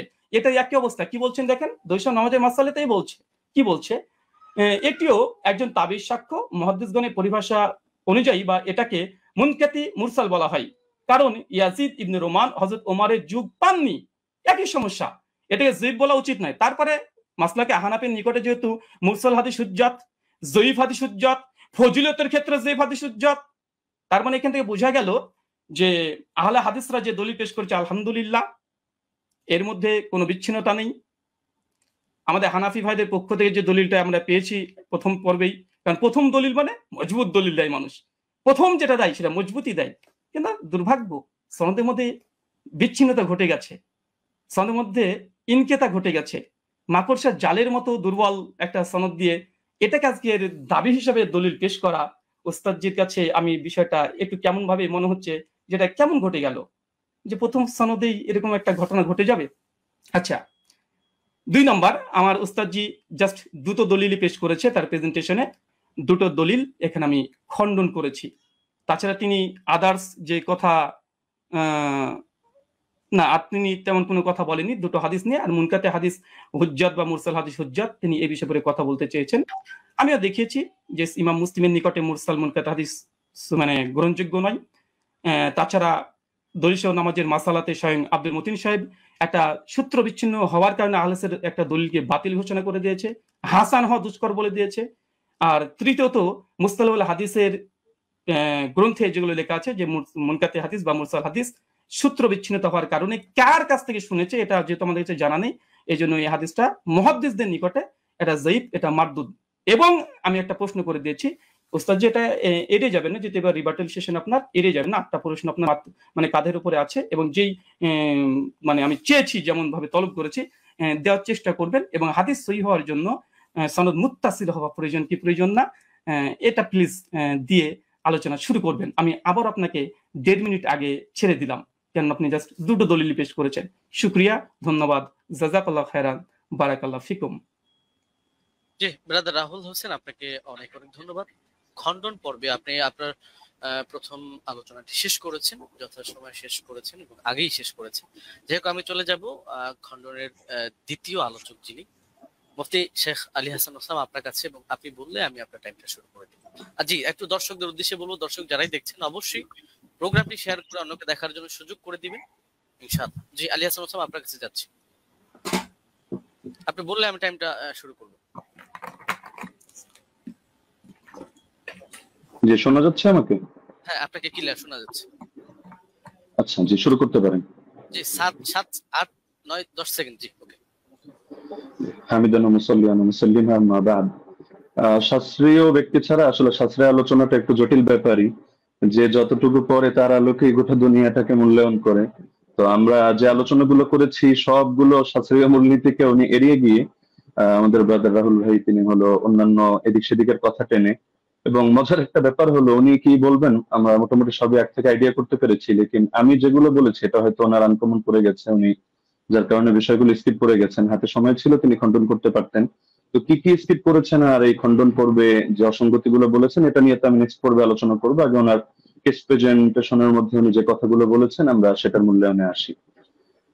একটা কথা তো তিনি গর্বের সাথে বললেন যে হাদিস সহিহ হওয়ার জন্য 5টা শর্তের ব্যাপারে ইজমা আছে, যে অবশ্যই একমত, ইজমা আছে। তো যার কারণে তিনটা জিনিস দেখতে হয় সনদে, দুটো জিনিস দেখতে হয় মতনের মধ্যে, অর্থাৎ মূল টেক্সটের মধ্যে। আপনি দীর্ঘ 15 মিনিট নিয়ে খুব গর্বের সাথে বুক ফুলিয়ে ফুলিয়ে অনেকগুলো কিতাবের রেফারেন্সের আলোকে আপনি শুধু সনদের সৌন্দর্য তুলে ধরেছেন, একেবারে কি কি ফজিলত আছে এটা তুলে ধরেছেন, মতনের বিষয়টা স্কিপ করে গিয়েছেন, আর প্রশ্ন তো কিছু ছড়িয়ে দিয়েছেন। তো আমরা কিছু প্রশ্নের জবাব আমাদের কথার মধ্যে অটো চলে আসবে, বাকিগুলো আমরা আলোচনায় আনবো যেগুলো প্রাসঙ্গিক। আচ্ছা, এখন আমরা আগে মূল আলোচনায় আসি। একটু বোঝার সুবিধার্থে একটু কথাটা শুরু থেকে টানি। ওমর রাদিয়াল্লাহু তাআলা আনহু থেকে তারাবির রাকাত সংখ্যার বর্ণনাকারী 6 জন রয়েছেন। এর মধ্যে একজন তো সাহেব বিন ইয়াজিদ রাদিয়াল্লাহু তাআলা আনহু, আমরা তার প্রসঙ্গে আসছি। আর এছাড়াও আরো বাকি 5 জন রয়েছেন, যাদের 5 জনের প্রত্যেকেই সংখ্যাটা তারাবির রাকাত সংখ্যা 20 বলে উল্লেখ করেছেন। ইয়াজিদ বিন রুমান তিনি 23 বলেছেন, বেতের সহ মুয়াত্তা মালিকে আছে। আব্দুল আজিজ বিন রুফাই 20 বলেছেন, মুসান্নাফ ইবনে আবি শাইবা আছে। উবাই বিন কাব 20 বলেছেন, মুসনাদে আহমদ বিন মানিতে আছে। ইয়াহইয়া ইবনে সাঈদ 20 বলেছেন, আমরা আগে উল্লেখ করেছি। মুহাম্মদ বিন কাব কুরাজি 20 বলেছেন, কিয়ামুল লাইল মারওয়াজির মধ্যে আছে, ইত্যাদি। এখন বাকি থাকলো শুধু সাহেব বিন ইয়াজিদের কথা। সাহেব বিন ইয়াজিদ থেকে তার 3 জন শাগরেদ এই বিষয়ক হাদিস বর্ণনা করেছেন। একজন হল ইয়াজিদ বিন খুসাইফা, তিনিও 20 বর্ণনা করেছেন, সুনানে কুবরা বাইহাকিতে আছে। দ্বিতীয় হারিস বিন আব্দুর রহমান বিন আবি যুবাব, তিনি 23 বর্ণনা করেছেন, অর্থাৎ বেতের সহ, এটা মুসান্নাফে আব্দুর রাজ্জাকে আছে। আর 3 নম্বর হলো মোহাম্মদ বিন ইউসুফ, যে সূত্রটা টেনে তিনি গর্বের সাথে বলেছেন যে একমাত্র আমরা একটা দলিল দিলাম, বাকি দলিলগুলো আমরা পরে আনবো। বাস্তব কথা হলো ওমর রাদিয়াল্লাহু আনহু 11 আদেশ করেছেন এই মর্মে, অন্য কোনো বিশুদ্ধ দলিল তিনি আদৌ আনতে পারবেন কিনা এটাই চিন্তার বিষয়। তো এখন যে মোহাম্মদ বিন ইউসুফ সূত্রে তিনি আনলেন, সেই মোহাম্মদ বিন ইউসুফ থেকে এই সংক্রান্ত হাদিসটা বর্ণনা করেছেন 5 জন। এখন 5 জনের মধ্যে রেওয়ায়েতে কারোর সাথে কারোর মিল নেই, এক একজন এক এক ভাবে রেওয়ায়েত করেছেন। এর মধ্যে সবচেয়ে মজার বিষয় হলো তিনি যে সনদটা এনেছেন, এখানে তো ইমাম মালিক রাহমাতুল্লাহ আলাইহি তার সূত্রে বয়ান করেছেন 11 রাকাত, এরকম আরো 2-1টা বর্ণনা আছে। কিন্তু দেখা যাচ্ছে মোহাম্মদ বিন ইসহাক রাহমাতুল্লাহ আলাইহি তিনি বর্ণনা করেছেন এই মোহাম্মদ বিন ইউসুফ থেকে 13 রাকাতের কথা, যেটা মুসনাদে আহমদ বিন মানিতে আছে।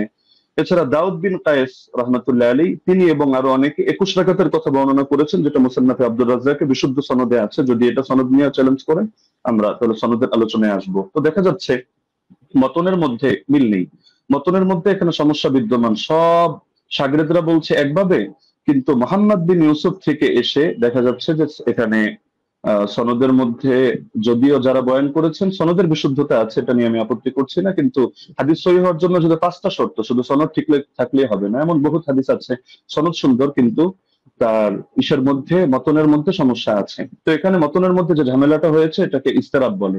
ইস্তেরাব মানে হলো যে কোথায় 21 রাকাতের কথা আর কোথায় হলো 11 রাকাতের কথা, আবার কোথায় 13 রাকাতের কথা। যদিও 13 নিয়ে একটা ব্যাখ্যা ওনারা দাঁড় করানোর চেষ্টা করেন ধারণা প্রসূত ভাবে, তো সেটা আপাতত বাদই দিলাম। তো 21 রাকাত আর 11 রাকাত সম্পূর্ণ ভিন্ন কথা, কিন্তু মূল বর্ণনাকারী একজন। তো এখন হাদিসের মধ্যে যদি ইস্তেরাব করে দেওয়া হয় তাহলে হাদিসটা দুর্বল হয়ে যায়। এটা তাদরিবুর রাওয়ি বিশারহি তাকরিবুন নাওয়াবী পৃষ্ঠা 133 এর মধ্যে স্পষ্টভাবে লেখা আছে, ইস্তেরাব ইউজিবু দাফাল হাদিস। তাহলে স্পষ্ট এটা যে এখানে বর্ণনাকারী যারা রয়েছেন তারা যদিও সহিহ মানের, কিন্তু মতনের মধ্যে মুস্তারিব ইস্তেরাব থাকার কারণে হাদিসটা গর্বের সাথে যদিও সহি বলার চেষ্টা করছেন, কিন্তু হাদিসটা মতনগত কারণে এটা সহি না, বরঞ্চ এটা যায়িফ হাদিস। এটা হেলাউ সুনানের মধ্যে 7ম খন্ড 145 146 স্পষ্টভাবে লম্বা চওড়া আলাপ আছে। শেখ জাফর আহমদ উসমানী রাহমাতুল্লাহ আলাইহি লিখেছেন, হাদা আসারুল মুস্তারিবুল মাতনি উখতুলিফা ফীহি আলা মুহাম্মদ ইবনে ইউসুফ। বলতে বলতে তিনি গিয়ে শেষে জানাচ্ছেন, ওয়া হাদা ইখতিলাফুন ইউসকিতুল ইহতিজাজ বিল আসার। এই জাতীয় ইস্তেরাব থাকলে এটা আসর দিয়ে আর দলিল দেওয়া যায় না, এটা দলিল অযোগ্য হয়ে যায়। তো এখানে ভুলটা কে করেছেন? ভুলটা মূলত ইমাম মালিকও করেননি, ইয়াহইয়া বিন সাঈদ ফাত্তানও করেননি। ভুলটা হয়েছে এখানে অসঙ্গতিটা প্রকাশ পেয়েছে মোহাম্মদ বিন ইউসুফ থেকে, যদিও তিনি উচ্চ পর্যায়ের রাবী, কোনো সন্দেহ নেই, কিন্তু এক এক সময় তিনি এক এক ভাবে বয়ান করেছেন। তো যার কারণে জিনিসটা এটা দুর্বলের প্রমাণিত হয়ে গিয়েছে। আচ্ছা, দ্বিতীয় পয়েন্ট হলো যে হাদিসের বর্ণনাকারী যারা, তাদের আমলই তো এর খেলাফ। ইমাম মালিক রাহমাতুল্লাহ আলাইহির আমল দেখা যাচ্ছে যে তিনি 8 রাকাতের পক্ষে না। সাহেব বিন ইয়াজিদ তার আমলও এর খেলাফ। একইভাবে যাকে আদেশ করেছেন বলে তিনি উল্লেখ করলেন যে দুজনের নামের মধ্যে উবাই বিন কাব রয়েছে, উবাই বিন কাবের ব্যাপারেও আছে যে না, তার আমলও এর খেলাফ। ইমাম মালিক রাহমাতুল্লাহ আলাইহি প্রসঙ্গে লম্বচড় আলোচনা করা যাবে তার মাযহাবের সরাসরি তার শাগরেদদের রেফারেন্স দিয়ে, এবং এর বাইরে যে মতগুলো প্রচারিত আছে মূলত আমি সহজে বলে দিই যে তার থেকে 2টা মত আছে, এক হলো 20 রাকাতের কথা, এক হলো 36 রাকাতের কথা। 20 রাকাতের কথা ইমাম ইবনে আব্দুল বার রাহমাতুল্লাহ আলাইহি নকল করেছেন, এবং তার মাযহাবের কোন কোন কিতাব যেমন দুসুকের মধ্যে, আনোয়ারের সাথিয়ার মধ্যে এটা আছে। বাকি 36 রাকাতের কথাটাই তার থেকে সবচেয়ে বেশি প্রসিদ্ধ এবং মুতাবার। তাহলে দেখা যাচ্ছে যে তার আমলের ব্যতিক্রম। এটা বিদায়াতুল মুস্তাহিদ 1 নম্বর খণ্ড 214 নম্বর পৃষ্ঠা উদাহরণ হিসেবে দেখা যেতে পারে, আরো প্রচুর রেফারেন্স আছে, প্রয়োজন হলে আমরা দেব।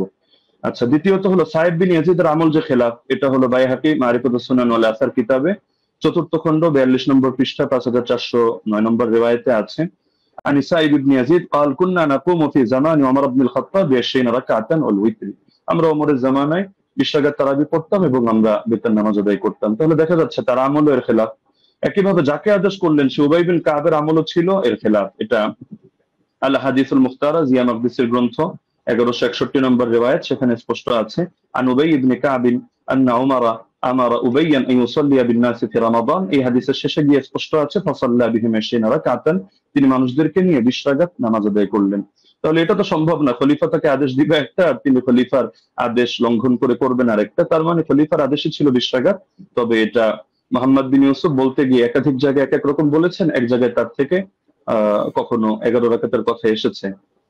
আচ্ছা, মুসান্নাফে আব্দুর রাজ্জাক গ্রন্থের মধ্যে উবাই বিন কাবের এই রিওয়ায়াত আছে 7730 নম্বর হাদিস। সেখানেও দেখা যাচ্ছে যে আন্না উমর জামা আন-নাস ফি রমাদান আলা উবাই ইবনে কাব ওয়া আলা তামিম আদ-দারি আলা 21 রাকাতান। ওমর রাদিয়াল্লাহু আনহু উবাই বিন কাব এবং তামিম দারিকে মানুষকে নামাজ পড়ানোর দায়িত্ব দিয়েছেন 11 রাকাত 21 রাকাত। তাহলে এখানেও দেখা যাচ্ছে যে দাবিগুলো মিলছে না। তো এই জিনিসটা ব্রাদার রাহুল মানুক বা না মানুক ইমাম ইবনে তাইমিয়া রাহিমাহুল্লাহ মেনে নিয়েছেন। ثبت أن أبي بن كعب كان يقوم بالناس 20 ركعة في قيام رمضان ويوتر بثلاث। এটা প্রমাণিত যে উবাই বিন কাব রাদিয়াল্লাহু আনহু তিনি মানুষদেরকে নিয়ে রমাদানুল মুবারকের তারাবিতে 20 রাকাত নামাজ পড়তেন এবং 3 রাকাত বিতর আদায় করতেন। তাহলে ইমাম ইবনে তাইমিয়া রাহিমাহুল্লাহর বক্তব্য দ্বারা স্পষ্ট হয়ে যাচ্ছে। তো একটা মূলনীতি হলো, যদি বর্ণনাকারীর আমল তার বর্ণনার খেলাফ হয় তাহলে এর দ্বারা বোঝা যায় যে বর্ণনাটি আসলে এতে দুর্বলতা রয়ে গিয়েছে। আমলুর রাওয়ি আও ফাতওয়াহু বিখিলাফিল হাদিস আল্লাযী রাওয়াহু ইসকিতুল ইহতিজাজ বিল হাদিস।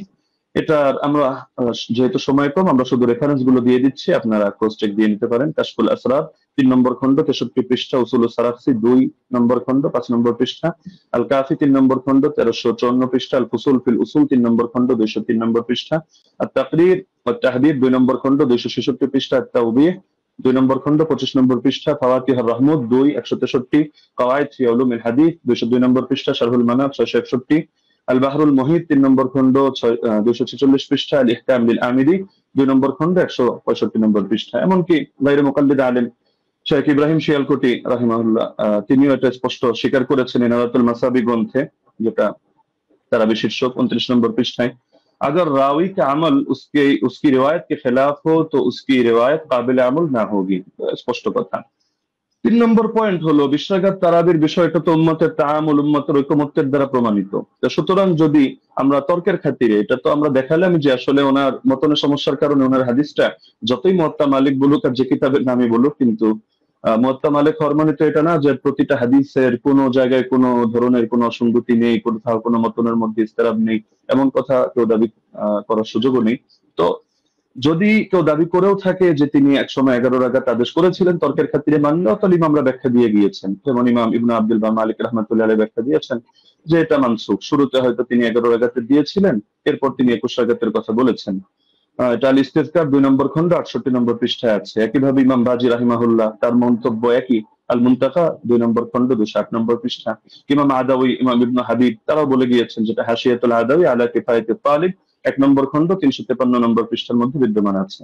মজার বিষয় হলো এই কারণেই ব্রাদার রাহুল যে মতি পোষণ করুক না কেন, 4 মাযহাবের কেউই 8 রাকাত সুন্নাত হওয়ার ফতোয়া প্রদান করেননি। তো যার কারণে 4 মাযহাবের 4 ইমাম যখন আপনারা 20 রাকাতের মতামত দিচ্ছেন, বিশেষ করে ইমাম মালিক থেকে 2টা মত আছে, 20 আছে, 130 আছে, লেকিন এটা তো স্পষ্ট 8 এর কথা কেউ বলছেন না। এবং 8 এর নামে যেটা চালানো হয় সালাফি ভাইরা কেউ কেউ চালায়, তো সেটা প্রমাণিত না। কেন প্রমাণিত না এটা যদি চ্যালেঞ্জ করে আমরা উনি সেই রেফারেন্স টানলে জবাবে আসবো, না হলে শুধু শুধু জবাব দিয়ে সময় বাড়িয়ে লাভ নেই। তো মূলনীতি হলো ইমাম ইবনে রাজব হাম্বলি রাহমাতুল্লাহ আলাইহি লিখেছেন তার ফাদলুল ইলমিস সালাফ আলা ইলমিল খালাফ পৃষ্ঠা 83 এর মধ্যে, فأما ما اتفق على تركه فلا يجوز العمل به لأنهم ما تركوه إلا على علم أنه لا يعمل به। ইমামরা যদি একমত হয়ে যায় যে হাদিসটা এটা তরক করা হচ্ছে, অর্থাৎ তারা কেউ এর আগে ফতোয়া দিচ্ছেন না, আমল করছেন না, তাহলে সেটা আসলে মজবুত থাকে না এবং তার মধ্যে বিভিন্ন দুর্বলতা তৈরি হয়ে যায়, সেটা দলিলযোগ্য হয় না। কারণ এটাকেও সাদ বলে। সাদ কখনো সনদের দ্বারাও হয়, কখনো মতনের দ্বারাও হয়। তিনি তার কিতাব শারহুল আলী তিরমিজির মধ্যে 2 নম্বর খণ্ড 624 নম্বর পৃষ্ঠা, এই কিতাবগুলোর নাম তো অবশ্যই ব্রাদার রাহুল শোনার কথা, এই পৃষ্ঠাগুলো পড়েছেন কিনা আমি জানি না, না হলে আপনি প্রয়োজনে এগুলো চেক দিয়ে আপনি মন্তব্য করতে পারেন। যে তিনি লিখেছেন ওমা হুয়া শাদুল মাতনি কাল আহাদিস আল্লাতী সাহাহাতিল আহাদিস বিখিলাফিহা ওয়া আজমাআত আইম্মাতুল উলামা আলাল কওলি বিগাইরিহা। যে হাদিসের ক্ষেত্রে দেখা যাচ্ছে যে উম্মতের আলেমদের মধ্যে যারা ইমাম তারা এর বিপরীত ফতোয়া দিচ্ছেন, সেই ক্ষেত্রে সেই হাদিসের মতনকে শায হিসাবে বিবেচনা করা হয়, অর্থাৎ শায যদি কোনো হাদিসের মতনকে বলা হয় তাও সেটা সহিহ থাকে না। তাহলে দেখা যাচ্ছে যে যদি উনি পয়েন্ট বলেছেন অনেকগুলো এবং গর্বের সাথে বলেছেন, কিন্তু সবগুলো মিলে উনি সনদের আলোচনায় সীমাবদ্ধ থেকেছেন, মতনের আলোচনায় আসেননি। আমরা মতন থেকে কয়েকটা পয়েন্ট দেখালাম, আরো অনেক পয়েন্ট দেখানো সম্ভব, যে উনি যে হাদিসটা দেখিয়েছেন এটা মুস্তারিদ একটা হাদিস।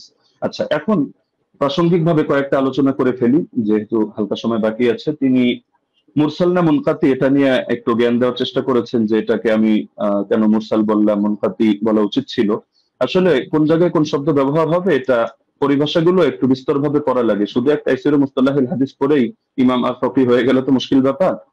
যেমন আমি আপনাকে প্রসিদ্ধ কিতাব যেটা আপনারা পড়েন নুকাত আলা মুকাদ্দিমাত ইবনে সালাহ 1 নম্বর খণ্ড 447 পৃষ্ঠা দেখবেন, একইভাবে আল ইবহাজ 2 নম্বর খণ্ড 339 পৃষ্ঠা দেখবেন, এবং শারহে মুসলিমের মধ্যে নববীও বলেছেন যে আম্মাল মুরসাল فهو عند الفقهاء والأصوليين والخطيب البغدادي وجماعة من المحدثين من قطع إسناده على أي وجه كان انقطاعه فهو عندهم بمعنى المنقطع। ফকিহদের দৃষ্টিতে, উসুলিয়িনদের দৃষ্টিতে, খতিবে বাগদাদের দৃষ্টিতে এবং একদল মুহাদ্দিসদের দৃষ্টিতে মুরসালের সংজ্ঞা হলো যে সনদের মধ্যে যেভাবেই বিচ্ছিন্নতা হোক না কেন, ইনকাতা যেভাবেই হোক না কেন, এটা মাঝেই হোক আর শেষেই হোক, রাসূলের আগেই হোক আর সাহাবীর আগেই হোক, বাস সেটাকেই তারা মুনকাতি হিসেবে বলে থাকেন। তো এটা একটা তাদের ইসতিলাহগত বিষয়। তো সুতরাং এই জিনিসটা মানে মুরসাল বলা উচিত ছিল না, মুনকাতি বলা দরকার ছিল, বিষয়টা এমন না। আচ্ছা, উনি যে নিমাউই রাহিমাহুল্লাহর হাওয়ালা দিলেন আসার সুনান থেকে, উনি আরবি যেহেতু পড়তে পারেন টুকটাক, উনি তো এটা দেখার কথা যে ইমাম নিমাউই রাহিমাহুল্লাহ তিনি শুধু এতটুকুই বলেন নাই যে হাযা মুরসালুন কাওয়ি, যে হাদিসটা মুরসাল, হাদিস শক্তিশালী, বরং যেই মূলনীতিটা আমরা এনেছি ইমাম ইরাকির হাওয়ালায়, যে তাবেঈ যদি সাহাবীর থেকে কোনো ঘটনা বয়ান করে যেটা তার জামানায়ও জারি ছিল, তাহলে সেটাকে বাহ্যিকভাবে মুরসাল ধরা হলেও কিন্তু হুকুমের বিবেচনায় মুত্তাসিল ধরা হয়। আমরা তো আলোচনা করছি শাস্ত্রীয় মূলনীতির আলোকে হুকুম প্রসঙ্গে, তো এই মূলনীতিটা আপনি যে কিতাবের হাওয়ালা দিলেন এবং মজার বিষয় যে স্ক্রিনশট দিলেন, আপনি এটাই যদি ভালো করে দেখেন এটার মধ্যে খুঁজে পাবেন। তো দেখা যাচ্ছে আপনি একাংশ পরে তাড়াহুড়ো করে রেফারেন্স দিয়ে দিলেন, কিন্তু এটা আপনার নজরের বাইরে চলে গেল, যার কারণে নিমাউইকে আমার বিরুদ্ধে দাঁড় করিয়ে দিলেন। দ্বিতীয়ত দলিল সহ আমাদের মাসাইল কিতাবটাকে আমার বিরুদ্ধে দাঁড় করালেন। তবে মজার বিষয় হলো আপনি এই জিনিসটা খেয়াল করলেন না যে আমি বারবার বলছি যে বাহ্যিকভাবে দেখতে মুনকাতি, সূত্র বিচ্ছিন্ন, তবে আমরা হুকুম নিয়ে আলোচনা করছি যে হুকুমের বিবেচনায়, যেমন মারফুয়ে হুকমি তো এই শব্দ আপনার শোনার কথা, যে অনেক হাদিস এটা মারফু না, মানে আল্লাহ রাসূলের দিকে নিসবত করে সাহাবী বলেন নাই, কিন্তু সাহাবী বলেছেন স্বাভাবিক তার উক্তি হিসাবে, কিন্তু আমরা যখন বিবেচনা করছি আমরা বলছি মারফুয়ে হুকমি, মানে দেখতে যদিও এটা মাওকুফ হাদিস, সাহাবীর বর্ণনা, সাহাবীর উক্তি, কিন্তু হুকুমের বিবেচনায় এটা হলো মারফু, অর্থাৎ আমরা এটাকে মারফু হিসাবে বিবেচনা করব। এখন যদি আপনি এক কিতাব খুলে দেখেন, দেখো সে তো মাওকুফ বলেছে, অথবা আপনি এখন তাহলে মারফু বলছেন কিভাবে, তাহলে বলতে হবে ভাই বিবেচনাবোধের পার্থক্য তো আপনাকে বুঝতে হবে, একটা জাহিরি এতেবার, একটা হাকিকি এতেবার। জাহিরি বিবেচনায় হাদিসটাকে আপনার মুনকাতি মনে হতে পারে, কিন্তু আপনি শাস্ত্রের কথায় যখন আসবেন, শিরোনামে যেহেতু শাস্ত্রীয় আলোচনা, তো আপনি শাস্ত্র দিয়ে দেখতে হলে আপনি শাস্ত্রের মূলনীতির আলোকিত বিবেচনা করতে হবে, না হলে মূলনীতিকে চ্যালেঞ্জ করেন। আপনি অমুক কিতাবে এটা আছে, তমুক কিতাবে এটা আছে, শুধু এতটুকু বললে যথেষ্ট না, আপনাকে মাথায় রাখতে হবে একটা শাস্ত্র পরিগণিত হয় টোটাল পুরো বিষয়টাকে সামনে রেখে। কোরআনের এক আয়াত আর এক আয়াতের তাফসীর হয়, না হলে আপনি এক আয়াত দিয়ে মতকেও বৈধ করে দিতে পারবেন, আর এক আয়াত দিয়ে জিহাদকেও নিষিদ্ধ করে সব জায়গায় সবরের আদেশ দিতে পারবেন, কিন্তু পুরো সামগ্রিক ভান্ডারকে, শাস্ত্রকে সামনে রেখে আপনার সিদ্ধান্তে আসতে হবে। এই জিনিসটা যদি না বোঝেন তাহলে শুধু আবেগী কিছু কথা বলবেন বা একটু ইমোশনাল কিছু লেকচার হবে, লেকিন এর দ্বারা শাস্ত্রীয় কোনো কথা হবে না। তো যেহেতু সারা দেশ এটা